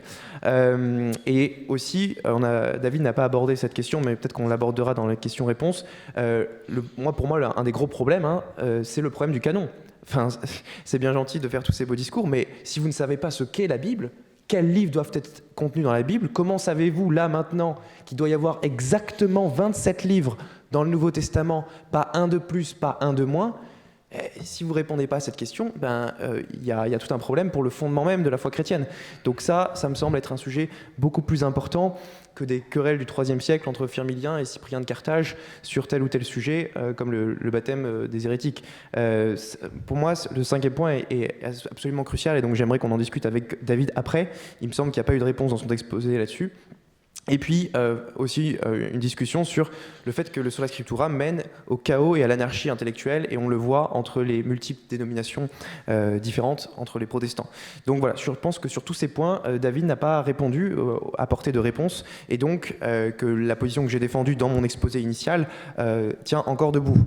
Alors par rapport à ce qu'a dit David, il dit que le sola scriptura n'est pas un dogme mais un principe méthodologique. Il me semble que quand on regarde les confessions de foi réformées, ce n'est pas le cas. Le sola scriptura est bien considéré comme une doctrine et non pas comme un principe méthodologique, notamment quand on regarde dans Westminster ou dans la confession de foi baptiste de 1689. On est globalement d'accord sur la définition du sola scriptura comme l'écriture étant seule source infaillible d'autorité. Ça, il n'y a pas de problème là-dessus. Il dit, David, que ça concerne que les vérités fondamentales qui sont liées au salut. Mais moi je pense que même pour ça, c'est pas suffisant, parce que connaître le canon biblique, c'est nécessaire au salut, pour savoir quels livres sont inspirés, pour savoir quelle est la révélation, ça c'est nécessaire au salut, il faut le connaître. Il y a des sujets hyper importants qui ne sont pas directement tranchés par le sola scriptura, qui sont liés au salut. Est-ce qu'on doit baptiser les enfants, par exemple? Est-ce qu'on peut perdre son salut par un péché mortel, par exemple? Les protestants ne sont pas d'accord sur ces doctrines, pourtant chacun dit s'appuyer sur l'écriture seule, et ils arrivent à des conclusions différentes. Donc encore une fois, ça montre, selon moi, que l'écriture n'est pas toujours claire. Donc je suis en désaccord avec la position protestante sur la clarté des écritures. David disait que l'obscurité des écritures, selon lui, était développée à partir du XVIe siècle. Il me semble que c'est complètement faux. Je l'ai montré, c'est dans la Bible, dans l'épître de 2 Pierre, où Pierre dit qu'il y a des choses qui sont difficiles à comprendre dans les lettres de Paul, et dans Actes chapitre 8, avec l'Éthiopien qui a du mal à comprendre le livre d'Isaïe et qui a besoin d'être guidé. Donc ça montre bien que l'écriture n'est pas toujours claire ou facile à comprendre, et qu'il y a besoin d'être guidé par le magistère. David Vincent a cité Yves Congar et d'autres théologiens orthodoxes et tout, mais enfin, les théologiens c'est bien gentil, mais c'est pas le magistère. Donc Yves Congar n'est pas la parole d'évangile et on peut largement être en désaccord avec ses positions sur le magistère. Donc c'est pas pour moi un argument fort de citer Congar, ou même la phrase de Saint Ignace qui dit que si l'Église enseignait le noir et le blanc, alors il faudrait croire que le noir est blanc. Ça c'est assez ridicule et je pense que c'est comme la phrase de Tertullien qu'on sort de son contexte. Je crois parce que c'est absurde. Bon, si on la prend au sens littéral, effectivement, cette affirmation est absurde. Donc je ne pense pas que ces arguments d'autorité fondés sur Congar, Ignace, sont des bons arguments. David a abordé le sujet de la papauté en disant que la papauté a posé problème dans le catholicisme, mais le problème c'est que ce n'est pas le débat de ce soir. Moi je suis venu pour débattre du Sola Scriptura. La papauté c'est un sujet très intéressant et là-dessus je suis d'accord avec David. Il faudra peut-être qu'on en débatte à l'avenir, mais c'est peut-être pas le sujet du débat ce soir, donc je ne vais pas répondre en détail sur ces objections contre la papauté. Ça fera l'objet d'un autre débat. Quand il dit que les apologètes ont tendance à rabaisser la Bible, moi je suis pas du tout d'accord, hein. L'Église a toujours enseigné l'inhérence des Écritures, comme quoi les Écritures sont divinement inspirées par Dieu, et je pense que voilà, les positions des papes sur la Bible tiennent en plus haute estime l'Écriture que David Vincent, qui je rappelle nie l'inhérence des Écritures. Voilà, donc je pense qu'en termes de respecter la Bible et la parole de Dieu, c'est pas comparable. Puis David a invoqué la controverse avec Saint Cyprien de Carthage. Alors il faut savoir que Saint Cyprien de Carthage enseignait que le baptême des hérétiques n'était pas valide, enfin que les hérétiques qui baptisaient ne baptisaient pas validement et qu'il fallait rebaptiser, et il s'appuyait selon lui sur le Sola Scriptura pour le faire, mais c'est le seul dans l'histoire de l'Église à avoir soutenu ça, avec Firmilien et quelques confrères qui les ont suivis, mais c'est le seul père de l'Église à avoir soutenu ça. Donc David prend un père de l'Église isolé pour argumenter sa position, mais ce qui compte, nous, dans le catholicisme, c'est le consensus des pères. Est-ce qu'il y a un consensus des pères sur tel ou tel sujet ? Pas est-ce que tel père isolé a pensé une fausse position sur le baptême. Donc je ne vois pas pourquoi Saint Cyprien de Carthage serait un argument positif en faveur de la Sola Scriptura. Mais donc pour en revenir aux pères, à la nécessité des pères, alors avant d'aborder les pères, je voudrais juste répondre à sa contradiction supposée sur le magistère et la peine de mort. Il faut savoir, j'ai fait un article sur le sujet de la peine de mort dans la tradition de l'Église, que l'Église et la Bible, Ancien et Nouveau Testament, ont toujours enseigné la légitimité en principe, dans certaines circonstances, l'application de la peine de mort. Dans l'Ancien Testament, dans Genèse 9,6, dans le Nouveau Testament, Romains 13,4, dans les Actes des Apôtres, chapitre 25, il y a Saint Paul qui dit « Si j'ai commis un crime digne de mort, je ne refuse pas d'être exécuté ». Donc l'idée de la peine de mort, en fait, elle est présente dans l'Ancien et dans le Nouveau Testament. La question qui fait débat chez les chrétiens, c'est est-ce qu'on doit l'appliquer aujourd'hui, oui ou non ? Est-ce que c'est préférable de l'appliquer ou non ? Et ça, c'est une question prudentielle qui peut faire l'objet de débats entre les catholiques en fonction des époques. Et donc, effectivement, il y a des époques au Moyen-Âge où on a considéré que c'était acceptable de mettre à mort les hérétiques parce qu'à l'époque, l'État était chrétien et que les hérétiques semaient le trouble dans la cité. Et donc, il fallait les retrancher de la cité pour protéger le bien commun. C'était comme ça que les médiévaux raisonnaient. Voilà. Aujourd'hui, on ne vit plus dans la même circonstance qu'au Moyen-Âge. On est dans un État pluraliste et donc la peine de mort ne s'applique plus dans nos sociétés actuelles. Voilà. En tout cas, la peine de mort est une question prudentielle. C'est disciplinaire et ça dépend des circonstances des sociétés. Donc David ne peut pas s'en servir d'un argument pour dire que le magistère de l'Église se serait infailliblement contredit sur le sujet. Je rappelle d'ailleurs que les déclarations du pape François sur la peine de mort ne relèvent pas de l'infaillibilité du magistère. L'infaillibilité du magistère, pour le pape seul, ne s'exerce que lorsqu'il parle ex cathedra, et les déclarations du pape François à ce sujet n'étaient pas ex cathedra. Donc même s'il y a une contradiction, ça ne montrerait pas que le magistère de l'Église s'est contredit dans ses principes fondamentaux. Je termine ici en citant quelques pères, parce que David a parlé des pères de l'Église. Les pères de l'Église, quand vous regardez ce qu'ils disent, ils défendent la tradition apostolique. Saint Clément de Rome défend la tradition, Saint Ignace d'Antioche aussi, Égésipe de Jérusalem aussi, il dit qu'il faut s'attacher fermement à la tradition des apôtres. Égésipe de Jérusalem nous parle de la tradition infaillible de la prédication apostolique, donc c'est pas du tout compatible avec le Sola Scriptura. Saint Irénée en parle lui aussi, il nous parle de la tradition à Rome et que l'Église croit d'une manière identique à travers différentes langues à travers le monde. Même des protestants, des historiens protestants comme Philippe Schaff reconnaissent que les pères de l'Église, comme Irénée et Tertullien, se réfèrent avec la même confiance à la règle de foi, c'est-à-dire à la foi commune de l'Église, transmise oralement par la succession ininterrompue des évêques depuis le Christ et ses apôtres jusqu'à leur époque, et que la tradition était intimement liée à l'épiscopat primitif. Et il nous dit, à propos de saint Irénée, qu'il pouvait concevoir un christianisme sans l'écriture, mais qu'il ne pouvait pas concevoir un christianisme sans tradition vivante. Je vous rappelle que Irénée, c'est le disciple de Polycarpe, qui lui-même était le disciple de Saint Jean. Donc il n'y a que 2 générations d'écart avec les apôtres. Et voilà ce que disait Irénée sur la tradition. Pareil, Tertullien, père très primitif, nous parle de la tradition comme faisant autorité, autant d'autorité que l'écriture. Et il dit qu'il y a des choses qu'on ne trouve pas dans l'écriture, et qui viennent uniquement de la tradition. Donc ça contredit la position du sola scriptura. Voilà, donc il dit « Demande-moi un témoignage des Écritures en faveur de ces institutions, et de 1000 autres semblables, tu n'en trouveras aucun, mais on mettra en avant la tradition qui les consacre, la coutume qui les confirme, la foi qui les observe. » Et donc même les historiens protestants, comme John Kelly, nous dit « Tertullien ne limitait pas la tradition apostolique au Nouveau Testament, même si l'Écriture était mise de côté, elle se trouvait toujours dans la doctrine proclamée publiquement par les églises. Cette tradition non écrite, il la considérait pratiquement comme identique, une règle de foi à laquelle il préférait à l'écriture comme norme. » Voilà, vous avez d'autres pères comme Clément d'Alexandrie, Origène, je ne vais pas tous les citer, mais vous en avez plein. Même Saint Cyprien de Carthage, que David Vincent a cité, nous parle de la tradition et il nous dit qu'on trouve la vérité en nous adressant à la source de la tradition divine, l'erreur disparaît.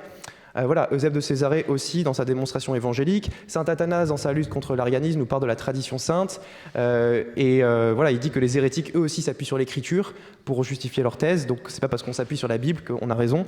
Vous avez saint Basile le Grand, je vais pas tout vous lire, mais voilà, ça fait une grande quantité de pères, et saint Épiphane de Salamine qui nous dit que c'est une nécessité d'admettre la tradition apostolique, car on ne peut pas tout recevoir de l'écriture. C'est pourquoi les apôtres nous ont transmis leur doctrine moitié par écrit, moitié par tradition. Voilà, tout ça c'est des pères primitifs. Saint Grégoire de Nazianze qui dit que ceux qui s'opposent à la tradition tuent la vraie foi et la simple foi catholique est reçue des apôtres par tradition. Saint Grégoire de Nice aussi, la tradition venue des pères jusqu'à nous. Saint Jean Chrysostome également. Saint Augustin, bref, il y a beaucoup de citations chez les pères. Je vais m'arrêter là parce que je crois Merci. Voilà. Donc,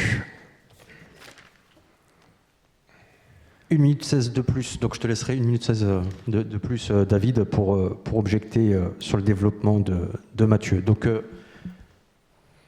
Merci Mathieu. Alors je suis tout d'abord content d'entendre que Tertullien a retrouvé son statut de père tout d'un coup. Alors la première chose, je suis un peu inquiet parce que je me dis, est-ce que j'ai pas du tout été compris? Est-ce que mon exposé n'était pas clair? Mais j'ai l'impression que beaucoup de tes objections, en fait, trouvent leur réponse dans mon exposé. Je vais commencer par cette question de tradition. Tu as cité beaucoup de textes qui parlaient de tradition, comme si cette tradition était opposée à l'écriture.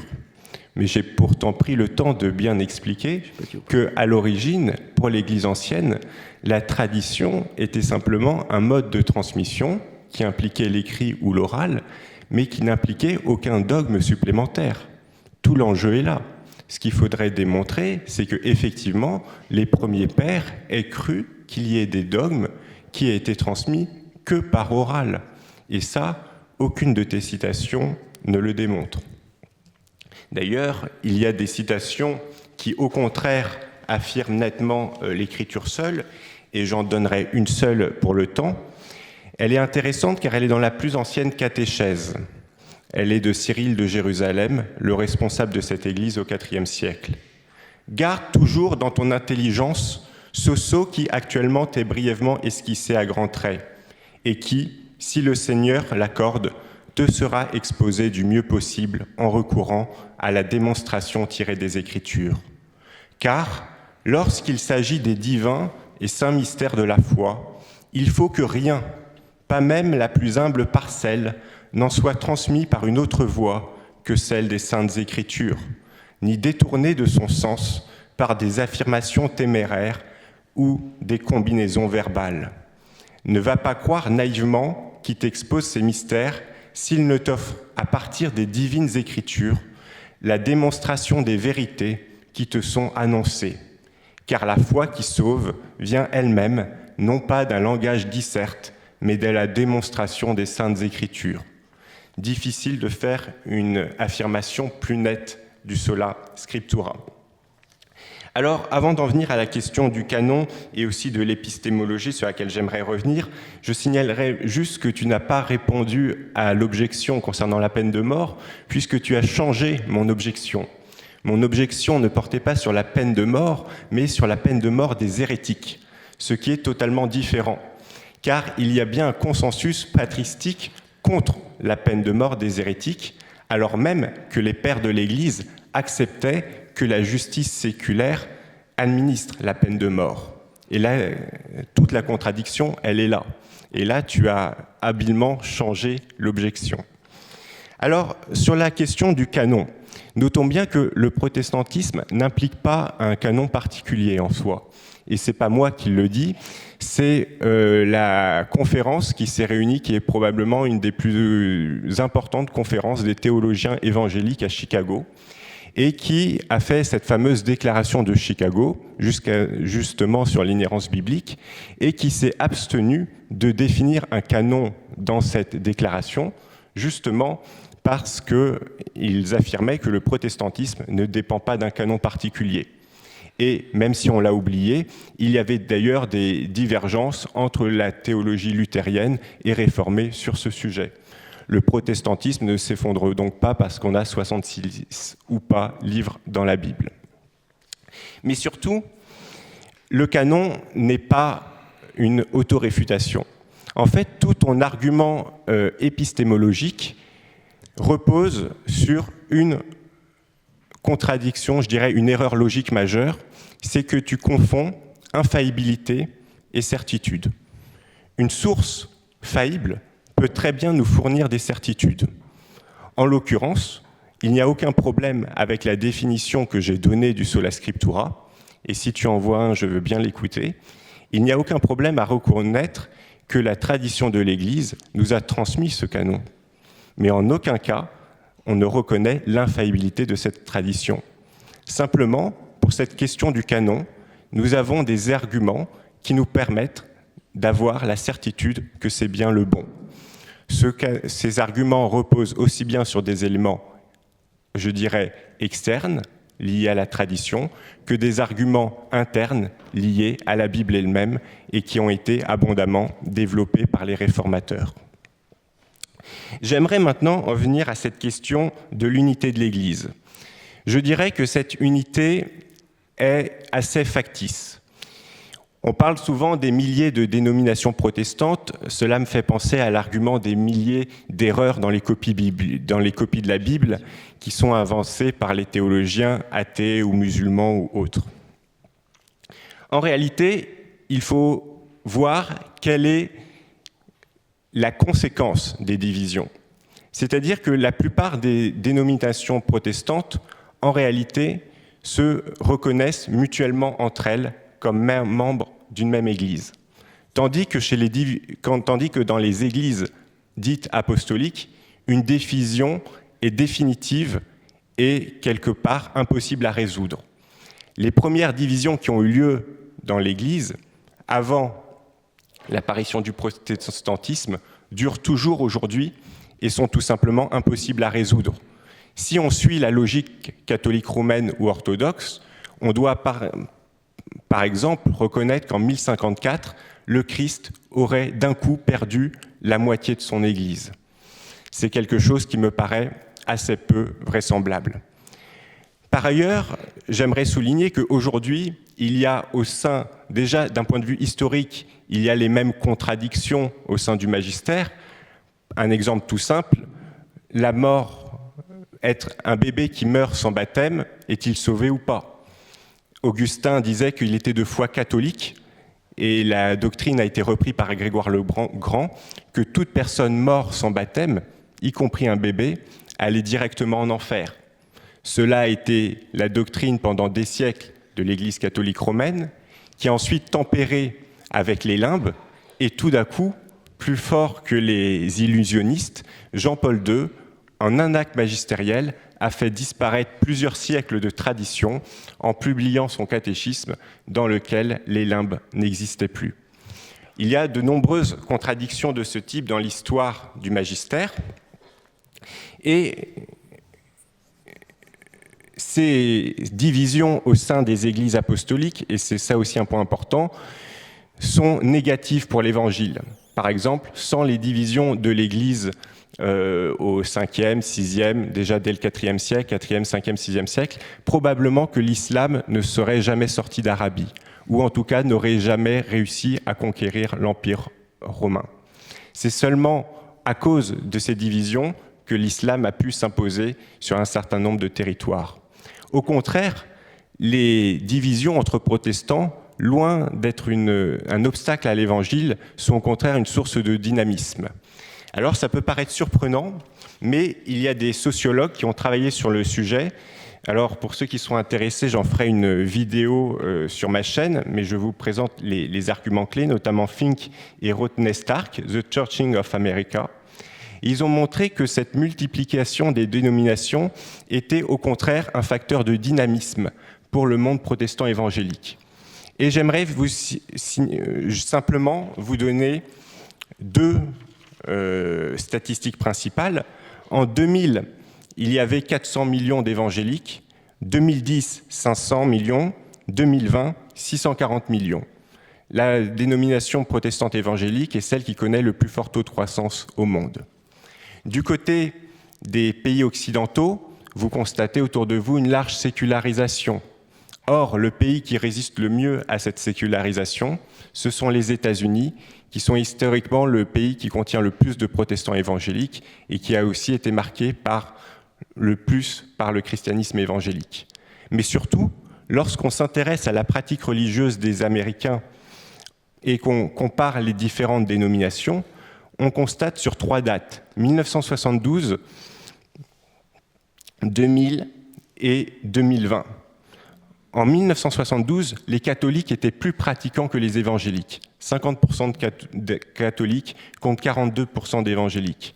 En 2000, les courbes déjà s'inversent. À peu près 50% d'évangéliques pour 45% de catholiques. Et en 2020, l'effondrement se poursuit. 25% à peu près de catholiques, 50-55% d'évangéliques. On voit donc que ces nombreuses dénominations qui sont souvent dénoncées par les catholiques sont en réalité une source de dynamisme pour le protestantisme évangélique et lui permettent notamment aussi de s'implanter dans des zones beaucoup plus difficiles d'accès à l'évangile, et je pense notamment aux pays musulmans ou aux pays communistes. Je terminerai simplement en disant que la clarté des Écritures, la doctrine de la clarté des Écritures a été mal comprise par Matthieu. Il ne s'agit pas d'affirmer que tout est clair dans les Écritures. Il a cité des textes et tous les théologiens protestants le reconnaissent. Il y a des obscurités dans l'Écriture. Ce que la doctrine de la clarté des Écritures affirme, c'est que ce qui est nécessaire à la foi est suffisamment clair. Et j'aimerais simplement vous citer un extrait d'Augustin sur la doctrine chrétienne. « Car dans les passages de l'Écriture, mis sous une forme claire, se trouve tout le contenu de la foi et de la morale, ainsi que, bien entendu, de l'espérance et de la charité, dont nous avons traité au livre précédent. » Il s'agit juste d'un extrait, mais si vous voulez, vous pouvez lire, ce n'est pas très long, tout le traité de la doctrine chrétienne de saint Augustin, qui justement traite de cette question de la clarté et de l'obscurité des Écritures. Merci David. Donc, bien remettre. Là, cette fois-ci, c'est Mathieu qui aura 5 minutes pour rebondir justement à la précédente intervention de David. Je veux bien juste remettre l'exposé. Est-ce que vous pouvez remettre le projecteur, s'il vous plaît ? Alors merci David pour cette réponse. Tu disais que tout à l'heure, je m'étais trompé, que les pères de l'Église en réalité disaient que c'était pas que des dogmes qui étaient, qu'il n'y avait pas une vraie distinction entre la tradition écrite et la tradition orale, et que je sais qu'il fallait pas séparer les deux, mais là, l'historien protestant Kelly nous dit très bien, par rapport à Tertullien que tu aimes bien, qu'il ne limitait pas la tradition apostolique au Nouveau Testament, même si l'écriture était mise de côté, elle se trouvait toujours dans la doctrine publiquement proclamée par les églises, et il nous dit que cette tradition non écrite, il l'a considérée pratiquement comme identique à la règle de foi. Il parle bien d'une tradition non écrite ici, pas d'une tradition écrite qui serait incluse dans le Nouveau Testament. Donc, et tu me disais, trouve-moi des pères qui distinguent vraiment cette tradition orale et cette tradition écrite et qui mettent les deux comme étant à égalité. Eh bien, je peux t'en trouver facilement. Par exemple, Saint Basile le Grand. Regarde ce qu'il nous dit ici. Il nous dit, parmi les dogmes conservés dans l'Église, certains nous viennent de l'enseignement écrit, et d'autres, nous les avons reçus de la tradition des apôtres, transmis mystérieusement jusqu'à nous. Les uns et les autres ont une égale autorité. Il parle d'une égale autorité entre les dogmes qui nous viennent de l'écrit et d'autres qui nous viennent de la tradition orale des apôtres. Donc là, la distinction, elle est claire et nette. Et tu vois, il le dit même un peu plus loin. C'est pour cette raison que certains dogmes nous ont été transmis sans écrit. Donc il y a bien des dogmes qui nous sont transmis sans écrit. En tout cas, il y a beaucoup de pères de l'Église qui le défendent.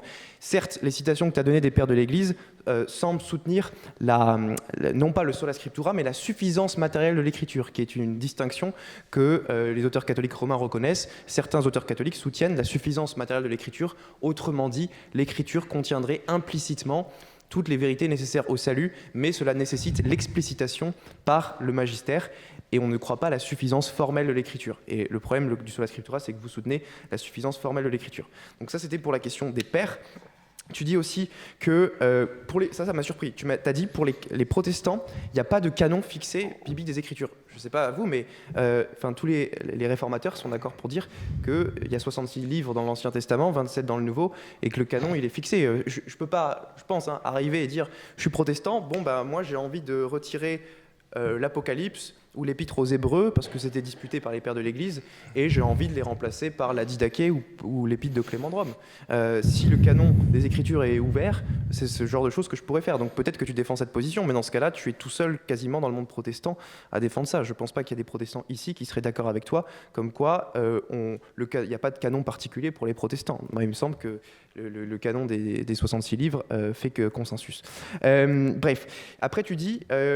les multiples dénominations protestantes, c'est une richesse et une source de dynamisme. Oui, mais là, il y a un vrai problème, c'est que ces dénominations protestantes, elles sont en désaccord entre elles sur des sujets fondamentaux. Les sujets qui sont liés à la doctrine du salut, sur la prédestination, est-ce que c'est possible de perdre son salut? Est-ce que Jésus est substantiellement présent dans l'Eucharistie? Les luthériens ne sont pas d'accord avec les baptistes. Est-ce qu'on doit baptiser les enfants? Est-ce que le baptême régénère et pardonne les péchés? Ces sujets-là sont fondamentaux et ils font l'objet d'immenses divisions entre les protestants.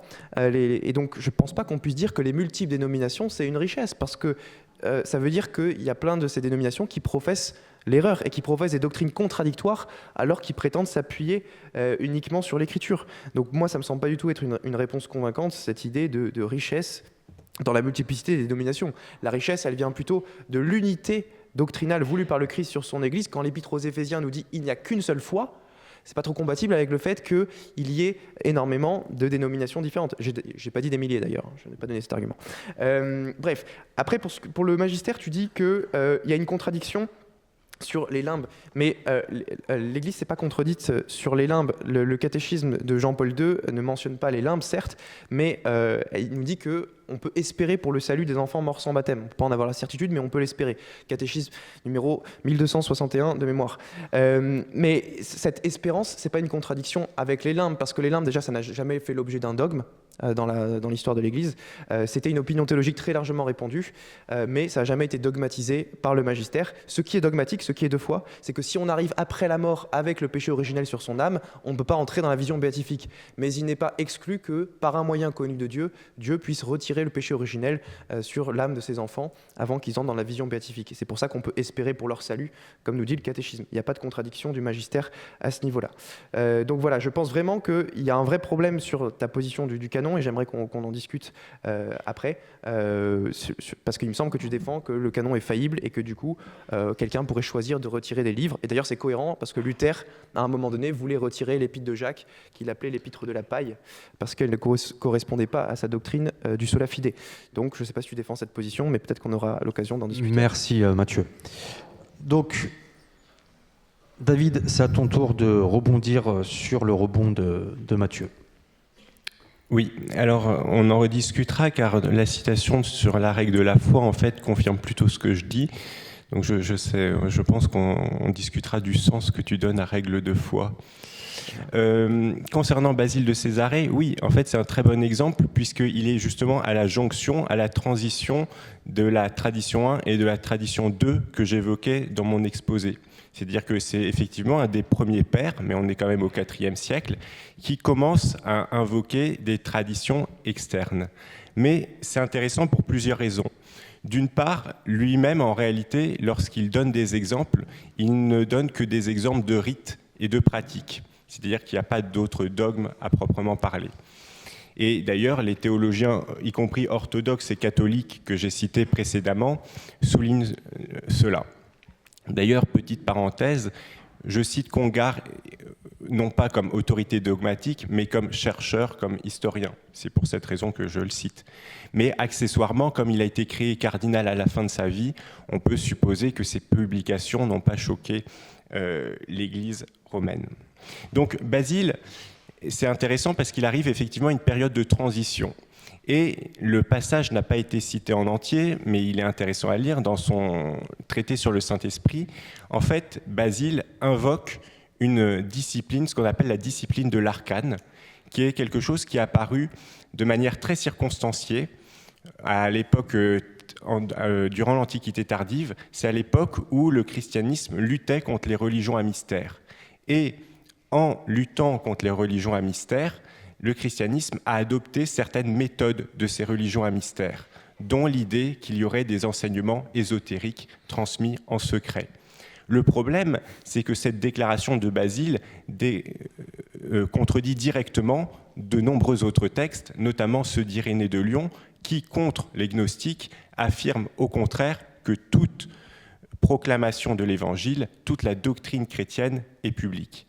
Et donc surtout, en fait, le texte de Basile est un très bon exemple de ce que je montrais dans mon exposé, à savoir que petit à petit, et ça commence effectivement au IVe siècle, on commence à mélanger et à prendre des coutumes ou des habitudes apparues dans certaines églises à un certain moment de l'histoire et à les prendre pour des traditions apostoliques. Et c'est précisément pour cela que le sola scriptura existe, pour éviter cette confusion entre des doctrines, même apparues au IIe, IIIe siècle ou autre, et l'enseignement des apôtres à proprement parler. Alors, concernant le canon, on pourra en discuter. Moi, je n'ai absolument pas de problème avec le canon de 66 livres, mais simplement, l'avis que j'ai donné n'est pas le mien, encore une fois, mais celui de Chicago, qui a été au XXe siècle le plus grand rassemblement, l'équivalent, si tu veux, d'un synode ou d'un concile de théologiens évangéliques.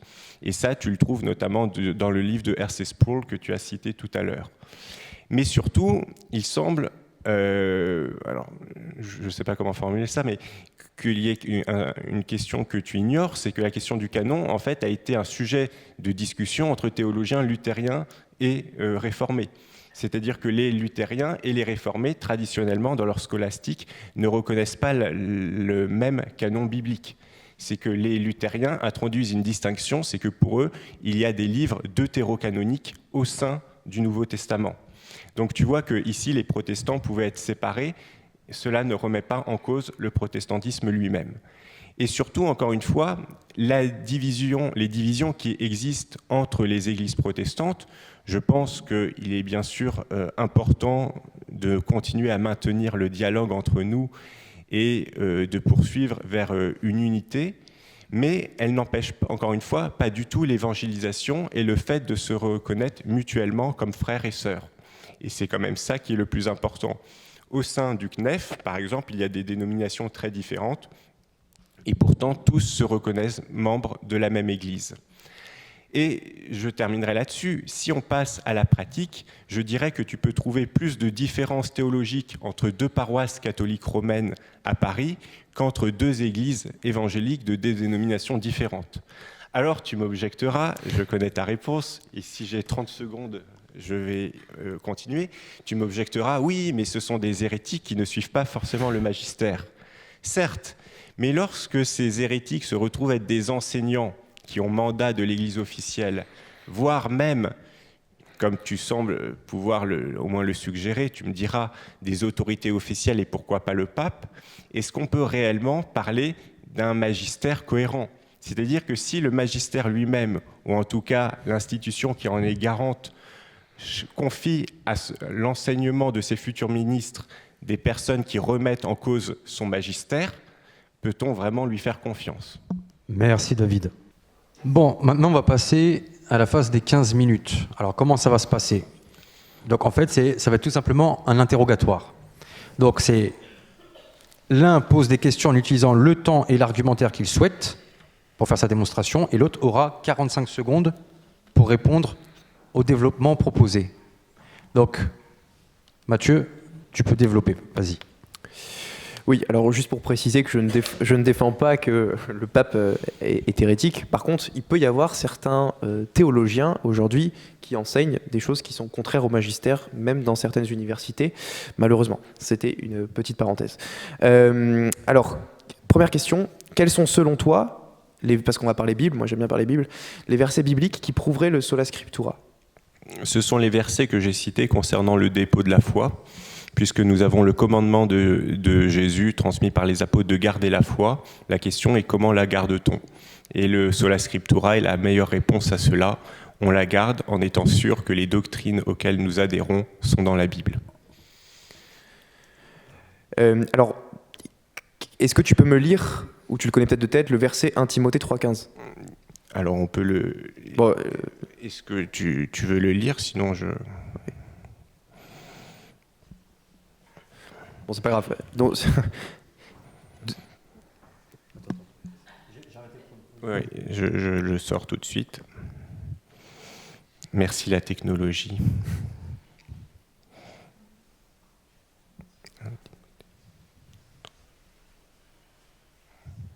Voilà. Oui, alors il apparaît.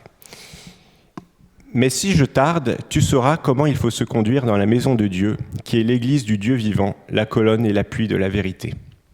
Donc dans ce verset, qu'est-ce qui est la colonne et l'appui de la vérité ? Est-ce que c'est la Bible ou l'Église ? C'est l'église du Dieu vivant, comme je l'ai dit dans mon introduction. D'accord. Mais alors comment, si l'Église est la colonne et l'appui de la vérité, comment tu peux en tirer la conclusion que l'Église peut toujours se tromper ? Où ai-je dit que l'Église se trompait toujours ? Non, qu'elle a la possibilité, toujours, de se tromper. Si elle n'est jamais infaillible, qu'elle n'est infaillible en aucune circonstance, ça veut dire qu'en toute circonstance, elle peut se tromper. Donc comment tu réconcilies ça avec l'affirmation biblique de saint Paul qui dit que l'Église est la colonne de la vérité ? Parce que sur les réformateurs y ont déjà répondu, c'est que sur les questions fondamentales qui touchent au salut, le dépôt a toujours été transmis. Et d'autre part, et c'est pour ça que j'ai cité ce verset, la vérité, c'est pas une question juste d'orthodoxie doctrinale, mais de vécu. Car sinon, on peut très bien dire que le diable est le plus orthodoxe, et pourtant il n'est pas dans la vérité. Or, donc l'Église est la colonne et l'appui de la vérité, parce que c'est qu'au sein de l'Église, justement, qu'on peut vivre cette foi chrétienne. Et ça, les réformateurs l'ont toujours dit. Ok, prochaine question. Comment sais-tu... Déjà, est-ce que tu crois au canon des 66 livres de la Bible ? Oui ou non ? Alors, je crois, oui, aux 66 livres, mais pour moi, la vraie question n'est pas 66 ou 73 livres, mais est-ce qu'on lit ou pas la Bible ? Pour moi, c'est plutôt ça. D'accord, mais est-ce que tu es certain que comment est-ce que tu peux savoir, par exemple, que le Nouveau Testament doit contenir exactement 27 livres et pas un de plus ou un de moins ?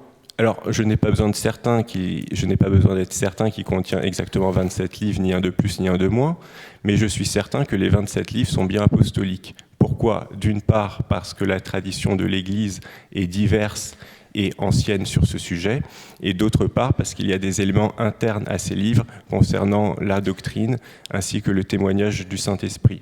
C'est l'ensemble de ces éléments, aussi bien externes que internes, qui me confirment que ce sont bien 27 livres apostoliques. Le problème de ça, c'est qu'il y a aussi des livres apostoliques, comme l'a dit Daquet, l'épître à Clément de Rome, qui auraient très bien pu faire partie de ce canon, par rapport par exemple à l'épître aux Hébreux ou à l'Apocalypse, qui eux étaient débattus et certains pères les rejetaient du canon. Donc pourquoi est-ce que moi, en tant que protestant aujourd'hui, je ne pourrais pas arriver et dire, à la lumière de mon livre examen, je juge que la première épître à Clément de Rome, ou l'a dit Daquet, doit remplacer l'épître aux Hébreux, qui est anonyme, ou la troisième lettre de Jean, qui ne mentionne même pas le nom du Christ. Pourquoi est-ce que je ne pourrais pas faire ça ? Mais la réponse, en fait, est dans la première partie de ma question. C'est-à-dire qu'on reconnaît la fiabilité de la tradition de l'Église. La tradition de l'Église peut nous fournir des certitudes, notamment lorsqu'elles sont confirmées par d'autres critères, mais elle n'est pas infaillible en soi. Et c'est là où ton critère épistémologique se trompe, car tu confonds infaillibilité et certitude.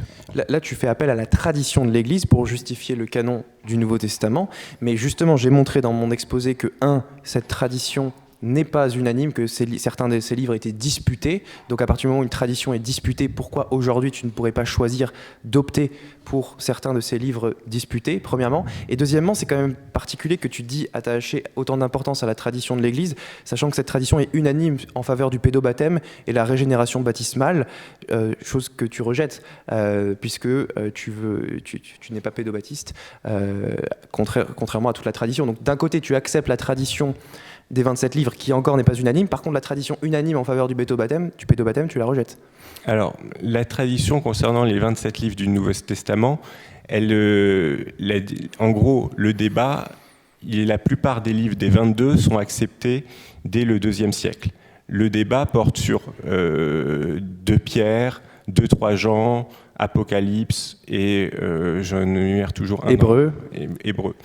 Mais en tout cas, c'est pas des livres en plus en fait, c'est que des livres en moins. Il y a des livres en plus. Attention. C'est-à-dire que les livres en plus étaient recopiés dans les Bibles, exactement comme les Bibles protestantes ou même la Vulgate ont des livres en plus.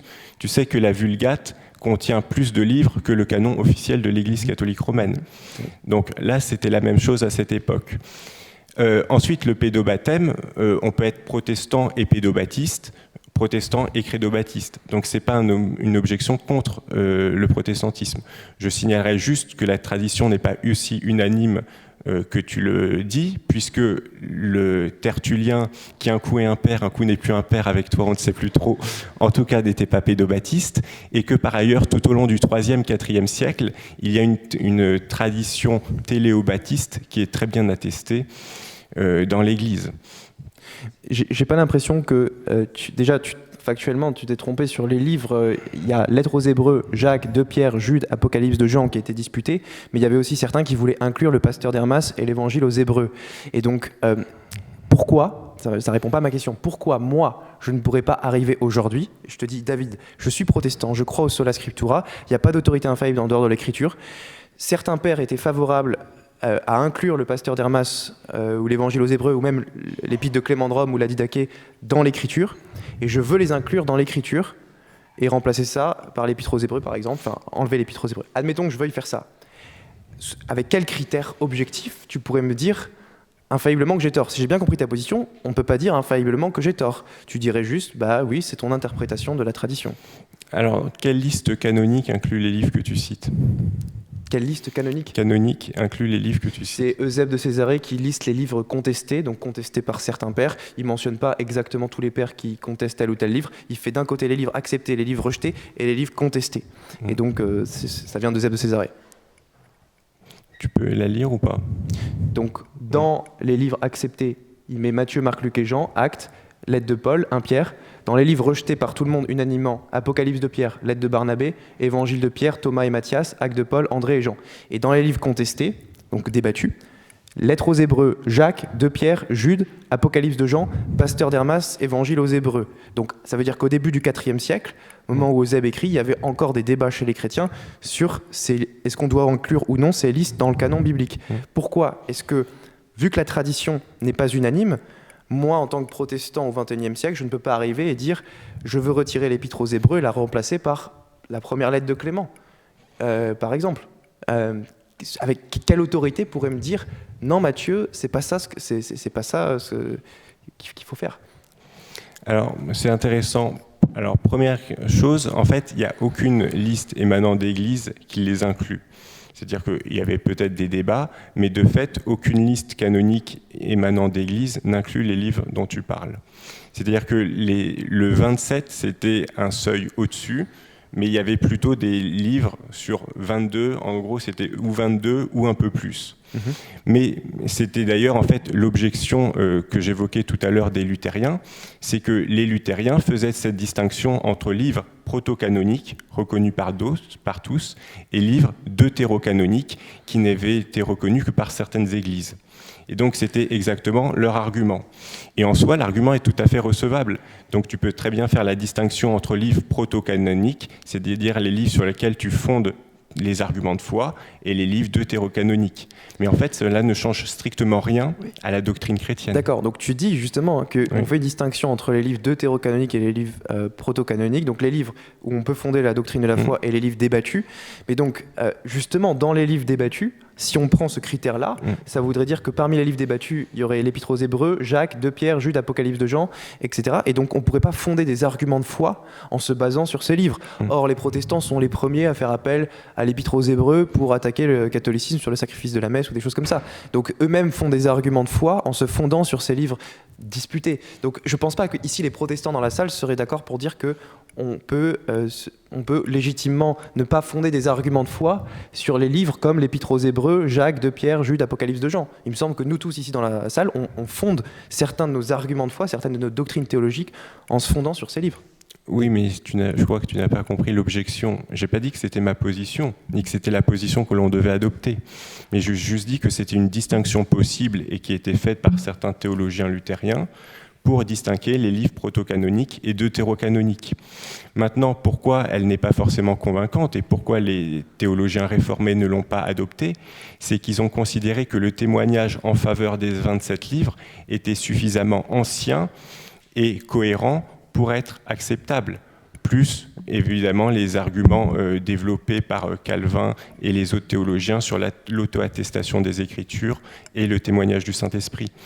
Mais en dehors de cette liste que tu as citée, d'Eusèbe de Césarée, encore une fois, toutes les listes canoniques que nous avons, et je le sais parce que j'avais beaucoup travaillé là-dessus pour mon premier master, en fait, aucune n'inclut les livres dont tu parles.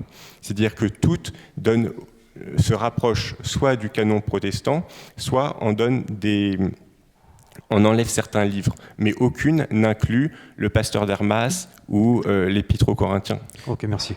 Tu es au moins d'accord pour dire que dans l'Église primitive, il y avait beaucoup de pères qui acceptaient les livres deutérocanoniques de l'Ancien Testament, notamment au Concile de Rome, Hippone, Carthage, et que, je ne dis pas qu'il y a un consensus, je n'affirme pas qu'il y a un consensus, je sais qu'il y a des débats là-dessus, mais que certains pères les affirmaient, ces livres. Donc comment est-ce que tu peux savoir avec certitude, enfin pas avec certitude du coup, parce que toi tu défends un canon faillible qui... Non, il n'a pas besoin d'être faillible. Je veux dire, tous les livres que j'ai dans ma Bible, je suis sûr qu'ils viennent de la tradition apostolique. Mais je vais te répondre sur la question des deutérocanoniques. Globalement, je simplifie, mais les latins les acceptaient, les grecs non. Oui. C'est très clair lorsqu'on regarde les listes.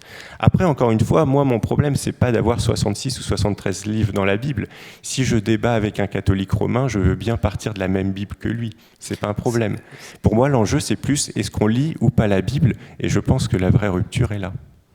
Je pense que les catholiques romains un peu sérieux lisent aussi la Bible. Effectivement, il y a des problèmes chez certains catholiques qui ne lisent pas assez la Bible, mais enfin, on n'est pas anti-Bible, loin de là. D'ailleurs, on croit à l'inhérence des Écritures, nous. Et donc, j'ai une question pour toi. Est-ce que, selon toi, un chrétien qui adhère au Sola Scriptura peut se permettre de contredire les 5 ou 6 premiers conciles œcuméniques s'il juge, à la lumière de son libre examen, que ces 5 ou 6 premiers conciles œcuméniques ont contredit son interprétation de l'Écriture? Oui, moi je pense que on va dire les 4 premiers conciles œcuméniques, déjà, on peut prolonger à 5 ou 6, sont conformes aux Écritures, mais effectivement, d'après la logique du Sola Scriptura, ils ne sont pas infaillibles en tant que tels. Ils sont reconnus sûrs dans la foi parce qu'ils sont conformes aux Écritures. Et ce qui est très intéressant, c'est ce que Athanas d'Alexandrie dit lui-même dans sa lettre sur le synode. Le concile de Nicée ne fait que répéter ce qui se trouve déjà en toute suffisance dans les Écritures. Et donc si Athanase le dit du concile de Nicée, nous pouvons aussi le dire des autres conciles, Nicée, Constantinople, Éphèse, Chalcédoine. Donc moi, oui, je pense qu'ils sont conformes aux Écritures, mais si effectivement un protestant était convaincu du contraire, il pourrait défendre la thèse contraire. Même sur les éléments liés à la christologie, comme William Lane Craig qui rejette que le Christ est une âme humaine et qui n'est pas d'accord avec les Chalcédoines là-dessus, Chalcédoine et Constantinople II, il le rejette parce qu'il pense que le Christ n'a pas d'âme humaine. Toi tu dis, oui, c'est cohérent du principe du sola scriptura, il n'est pas hérétique et que c'est pas un problème. Non, William Lane Craig n'est pas hérétique, je pense qu'il se trompe, mais je ne le qualifierais pas d'hérétique. Ok, merci. Donc maintenant, ce sera au tour de David d'avoir 15 minutes d'interrogatoire, durant lequel Mathieu aura 45 secondes pour répondre à chaque développement. Oui, ma première question concerne la règle de foi que tu as citée, si éventuellement on peut remettre le... Mais bon, c'est pas nécessaire. Le diapositive. En quoi, pour toi, cette citation contredit ce que j'ai exposé concernant la compréhension de la tradition dans l'Église ancienne? Déjà, est-ce que tu peux me dire ce qu'est la règle de foi pour Tertullien? La règle de foi, c'est ce qui fonde les doctrines nécessaires au salut. Non, la règle de foi, Tertullien l'explique littéralement. C'est quoi? J'ai pas le texte de Tertullien sous les yeux. Attends, je vais te le mettre. Le texte de Tertullien, il est là. Voilà. Donc, il dit, nous avons l'observance ancienne de la loi. Si l'Écriture ne l'a point déterminée, toujours est-il que la coutume, qui sans doute est provenue de la tradition, la confirme. En effet, comment un usage s'établirait-il s'il n'avait pas sa source dans la tradition? Tu me diras encore que pour valider la tradition, il faut une autorité écrite. Examinons donc si l'on doit admettre de traditions que celles qui sont écrites. Et là, il fait une liste, le baptême, le fait de renoncer à Satan, tout ça, il donne une liste de choses qui viennent de la tradition apostolique, mais qui ne sont pas formellement écrites dans l'Écriture. Et à la fin d'avoir fait cette liste, il conclut en disant « Demande-moi un témoignage des Écritures en faveur de ces institutions, et de 1000 autres semblables, tu n'en trouveras aucun, mais on mettra en avant la tradition qui les consacre, la coutume qui les confirme, la foi qui les observe. » Donc là, il dit que c'est pas mentionné dans les Écritures, le fait de prier à genoux, les choses comme ça, de fêter le jour de Pâques, enfin bref, ce qu'il décrit au-dessus, c'est pas dans l'Écriture, mais il dit, même s'il n'y a pas de témoignage dans l'Écriture, on n'en trouve aucun, mais on observe ça grâce à la tradition. Oui, mais ma question portait sur la règle de foi. Parce que là, ce que tu as dit, ça confirme l'observation de Congar que je citais tout à l'heure, c'est qu'effectivement, on commence par appeler tradition apostolique tout un tas de rites ou de pratiques qu'on pense remonter aux apôtres, mais qui sont en fait très différentes d'une église à l'autre. Mais ça, c'est pas ma question. Ma question, c'est qu'est-ce qu'il appelle la règle de foi? Parce que tu as semblé citer ça comme une contradiction de mon propos. J'ai cité surtout le théologien protestant Kelly, qui... j'ai pas cité la citation de Tertullien avec le mot règle de foi. Mais c'est pour ça, c'est que je pense pas que cet historien me contredise, mais il me semble que tu as compris de telle façon qu'il me contredisait. Alors, j'ai peut-être compris de travers le mot règle de foi. Selon toi, qu'est-ce que signifie regula fidei? Alors, la règle de foi, c'est pas selon moi, hein, c'est Tertullien qui en donne, qui explicitement le cite. En fait, c'est ce qui donnera notre symbole des apôtres. C'est-à-dire que c'est un condensé des vérités fondamentales de la foi. Et il le cite. Alors, il y a des petites variantes. Irénée dit la même chose avec des petites variantes. Bon, peu importe. Mais globalement, c'est notre symbole des apôtres. Or, ces vérités sont toutes contenues dans l'Écriture.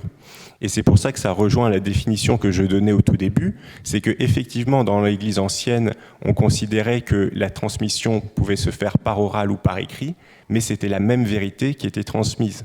Et donc, la règle de foi n'ajoute rien aux Écritures, et c'est là mon point essentiel.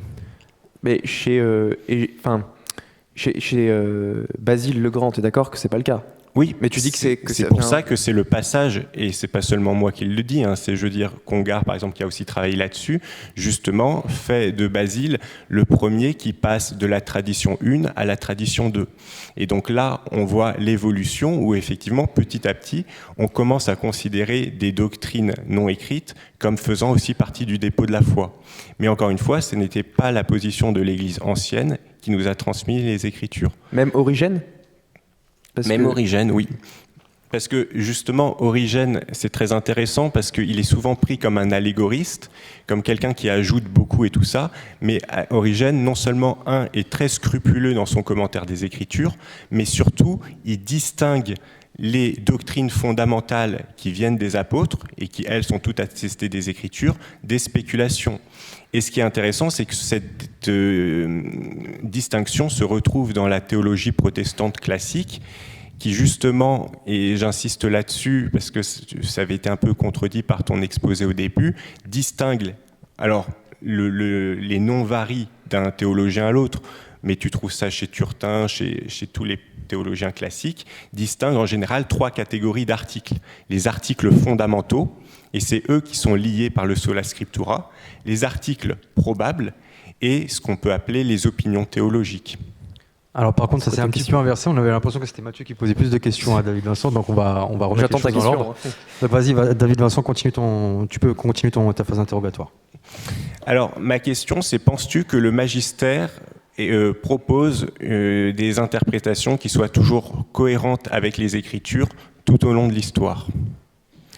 Je pense que lorsque le magistère enseigne avec tous les critères d'infaillibilité, il enseigne conformément à l'Écriture, il ne contredit jamais l'Écriture.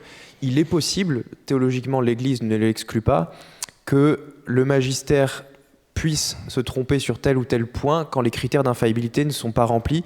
Donc je rappelle pour tout le monde, les critères d'infaillibilité du magistère s'exercent soit quand le pape parle seul ex cathedra, soit lors des jugements solennels lors des conciles œcuméniques, ou soit le magistère ordinaire et universel, c'est-à-dire le pape en communion avec l'ensemble des évêques répandus à travers le monde qui se mettent d'accord pour enseigner une doctrine sur la foi et les mœurs comme divinement révélées. Mais en dehors de ces 3 cas, le magistère n'est pas infaillible, et donc il se peut qu'il puisse y avoir des choses à travers l'histoire qui n'aient pas été toujours tout à fait correctes. Merci. Question complémentaire, est-ce que tu penses que ce que tu viens d'énoncer était connu des premiers chrétiens, ceux notamment qui nous ont transmis la Bible? Et si oui, je prends la réponse telle quelle, sinon, à partir de quand cela a pu être discerné? Je pense que la manière dont je l'ai formulé avec tous ces critères, évidemment, non, ce n'était pas connu par les premiers chrétiens, de la même manière que les premiers chrétiens ne connaissaient pas toutes les subtilités en christologie, comme la condamnation de l'apollinarisme, qui sont venus des siècles plus tard, et qu'à travers l'histoire de l'Église, il y a tout un développement doctrinal qui a été magnifiquement exposé par le cardinal John Henry Newman dans son essai sur le développement de la doctrine, et qui montre qu'il y a un développement homogène du dogme, c'est-à-dire que la doctrine se peaufine à travers le temps, sans jamais se contredire frontalement, mais que la compréhension qu'on a de la révélation se peaufine à travers les âges. Et donc, même si quelque chose n'était pas formellement enseigné par les pères de l'Église, on en a pris davantage conscience à travers les siècles. Merci. Est-ce que tout à l'heure, tu as fait remarquer la distinction entre suffisance matérielle et suffisance formelle pour les Écritures? Est-ce que tu penses que cette distinction existait chez les pères de l'Église? Non, mais je pense que le mot Trinité n'est pas présent dans les premiers pères apostoliques, par exemple, et pourtant que implicitement, ou le mot Trinité n'est même pas présent dans la Bible, et pourtant la doctrine y est. Donc c'est pas parce qu'un concept n'est pas formulé tel quel que l'idée n'y est pas. Voilà, donc on peut expliquer postérieurement avec des termes un peu techniques ce qui a été dit dans le passé et que c'était déjà présent implicitement. Si toutes les vérités si l'Écriture contient toutes les vérités suffisantes et qu'en même temps elle est claire, que reste-t-il au magistère? Je nie totalement que l'Écriture contienne toutes les vérités suffisantes et qu'elle soit claire par elle-même. Dans mon exposé, j'ai donné des versets bibliques pour argumenter contre la clarté en tant que telle des Écritures. Il y a la deuxième épître de Pierre qui dit que l'Écriture n'est pas toujours claire à comprendre, et Actes chapitre 8 où l'Éthiopien a du mal à lire le livre d'Isaïe et a besoin d'être aidé pour bien le lire, et aussi le constat que tous les protestants qui nous disent que l'Écriture est claire en elle-même sont incapables de se mettre d'accord entre eux sur des vérités fondamentales, et donc ça prouve que l'Écriture n'est pas toujours claire, puisque des gens de bonne foi peuvent arriver à des conclusions différentes. Donc je rejette cette doctrine de la clarté des Écritures. Est-ce que tu penses que cette clarté des Écritures a été affirmée par certains pères? Oui, je pense que certains l'ont affirmé. Mais encore une fois, nous, dans le catholicisme, c'est le consensus des pères qui apporte. C'est pas ce qu'a dit tel ou tel père. Donc, tu vois, le dictionnaire de théologie catholique, que je te cite ici, dit que, voilà, tu vois, en théologie catholique, seul le consensus des pères est infaillible, pas les pères individuellement. Et c'est ce qui nous est dit. Si les pères sont unanimes à enseigner un point de doctrine, leur enseignement doit être considéré comme la doctrine même de l'Église. Un témoignage de cette nature doit être regardé comme infaillible, puisque c'est en définitive l'Église elle-même qui s'exprime. Et après, il dit, voilà, ça peut exclure des exceptions, comme Saint Cyprien dont tu as parlé avec le baptême. Mais donc l'unanimité dont il est question, c'est une unanimité morale, pas une unanimité mathématique. D'accord. Et imaginons que j'arrive à démontrer qu'il y a un consensus des pères sur la clarté des Écritures. Qu'en déduirais-tu ? Si tu arrives à montrer qu'il y a un consensus des pères sur la clarté des Écritures, j'en conclurai que la doctrine de la clarté des Écritures est vraie. Sinon, je me contredirais dans mes propres propos.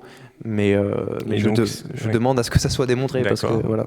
Mais c'est intéressant. Mais du coup, s'il y a la suffisance et la clarté, que resterait-il ? Dans l'hypothèse que c'est démontré, que resterait-il au magistère, du coup ? Si la suffisance et la clarté des Écritures seraient démontrées, il y aurait quand même besoin que le magistère intervienne s'il y a des querelles doctrinales importantes sur tel ou tel sujet lié à la foi et les mœurs. Là, on a parlé beaucoup de la foi, mais je pense à des questions morales aussi, les questions morales contemporaines, typiquement la moralité de la fécondation in vitro, de l'avortement, de la contraception. Il faut qu'il y ait un magistère vivant qui puisse intervenir pour dire aux chrétiens, voilà ce que vous enseigne l'Évangile. Oui, mais si on a vu que le magistère s'est contredit aussi nettement sur la peine de mort des hérétiques, qui est un sujet aussi central pour les sociétés, comment pourrait-on lui faire confiance sur toutes les questions éthiques ? Parce que là, concrètement, ça veut dire que pendant plusieurs siècles, imaginons qu'on soit d'accord avec la position actuelle, faisons cette supposition, ça voulait dire par exemple que du XIIe au XVIIe siècle, il a incité les autorités de l'époque à commettre un péché mortel. Je ne pense pas que... Je demanderais à ce que tu prouves qu'il y a un consensus des pères qui s'opposerait à la peine de mort pour les hérétiques, parce que ça ne me semble pas du tout évident compte tenu de ce que disent beaucoup de pères que j'ai pu lire. Donc je ne pense pas qu'il y a un consensus. Je pense qu'il peut y avoir des pères qui s'opposent à l'exécution des hérétiques, mais ça ne me semble pas du tout être une position absolument consensuelle, et je pense que je pourrais trouver pas mal de contre-exemples là-dessus. Et en fait, la question de la peine de mort, ça dépend aussi des circonstances d'une société. Il faut prendre en compte une société à l'époque médiévale où le christianisme est religion d'État, et les hérétiques en fait sont des fauteurs de troubles qui cherchent à perturber l'ordre établi, et donc c'est le bras séculier qui se chargeait de les retirer, de les retrancher avec l'autorisation de l'Église, certes. Merci. Mais voilà, je ne pense pas qu'il y ait de contradiction là-dessus. C'est bon, il reste du temps. Ah oui, d'accord. Je note pour le consensus des pères sur la peine de mort des hérétiques. Moi, je suis convaincu qu'il y a un consensus, mais je pense que du coup, ça demandera une discussion même en vidéo ultérieure, si tu as des exemples contraires. Et concernant, oui, la situation d'un État chrétien, quelle différence entre le 9e et le 10e siècle, par exemple, et le 12e siècle, pour que d'un côté ce soit autorisé, de l'autre interdit ? Je pense qu'à partir du XIIe siècle, c'est le moment où commence l'Inquisition médiévale, et donc c'est là où on commence à avoir aussi plus... comment dire ? C'est ce que je disais tout à l'heure, c'est que les sociétés étaient déjà davantage... j'ai peur de dire des bêtises au plan historique, donc je ne veux pas trop m'aventurer, mais ta question, c'est qu'est-ce qui a changé entre le 9e et le 11e siècle, entre le 10e et le 11e siècle ? Oui, parce que même 9e, 10e, 11e siècle, tu avais tout autant un pouvoir chrétien, que ce soit dans l'Empire carolingien, chez les Capétiens et tout ça. Pourquoi, tout d'un coup, il y a ce changement de doctrine ? Qu'est-ce qui le justifie ? Et pourquoi, justement, on a établi l'Inquisition ? Car ce n'est pas la question de cause-conséquence.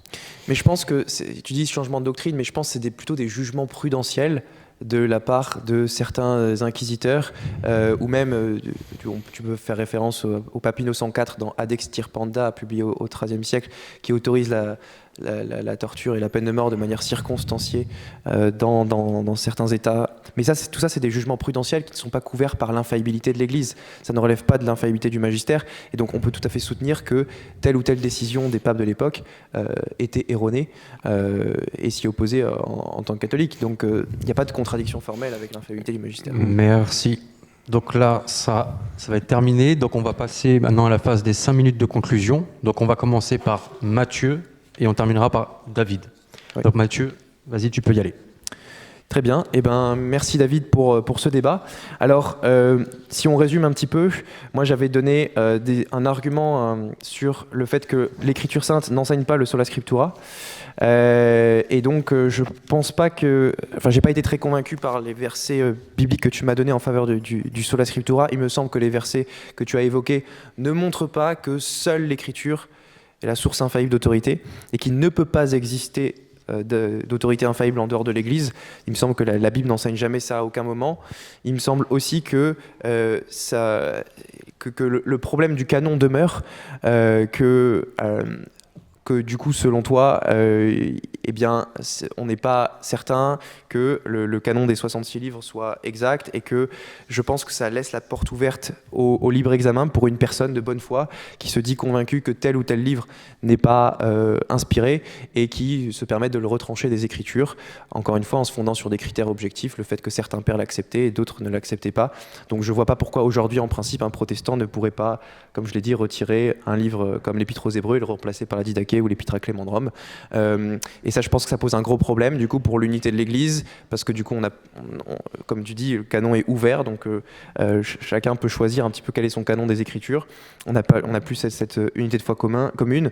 J'ai pas du tout été convaincu par ton argument sur les multiples dénominations protestantes, comme quoi la mixité encouragerait une forme de dynamisme, parce qu'il me semble que l'unité de l'Église repose avant tout sur l'unité de foi, que l'Épître aux Éphésiens nous dit qu'il n'y a qu'une seule foi, et que l'Église est la colonne de la vérité. Donc je ne pense pas que le fait qu'il y ait plein de dénominations protestantes en désaccord entre elles sur les sujets fondamentaux, ça soit cohérent avec le projet que le Christ a donné à son Église.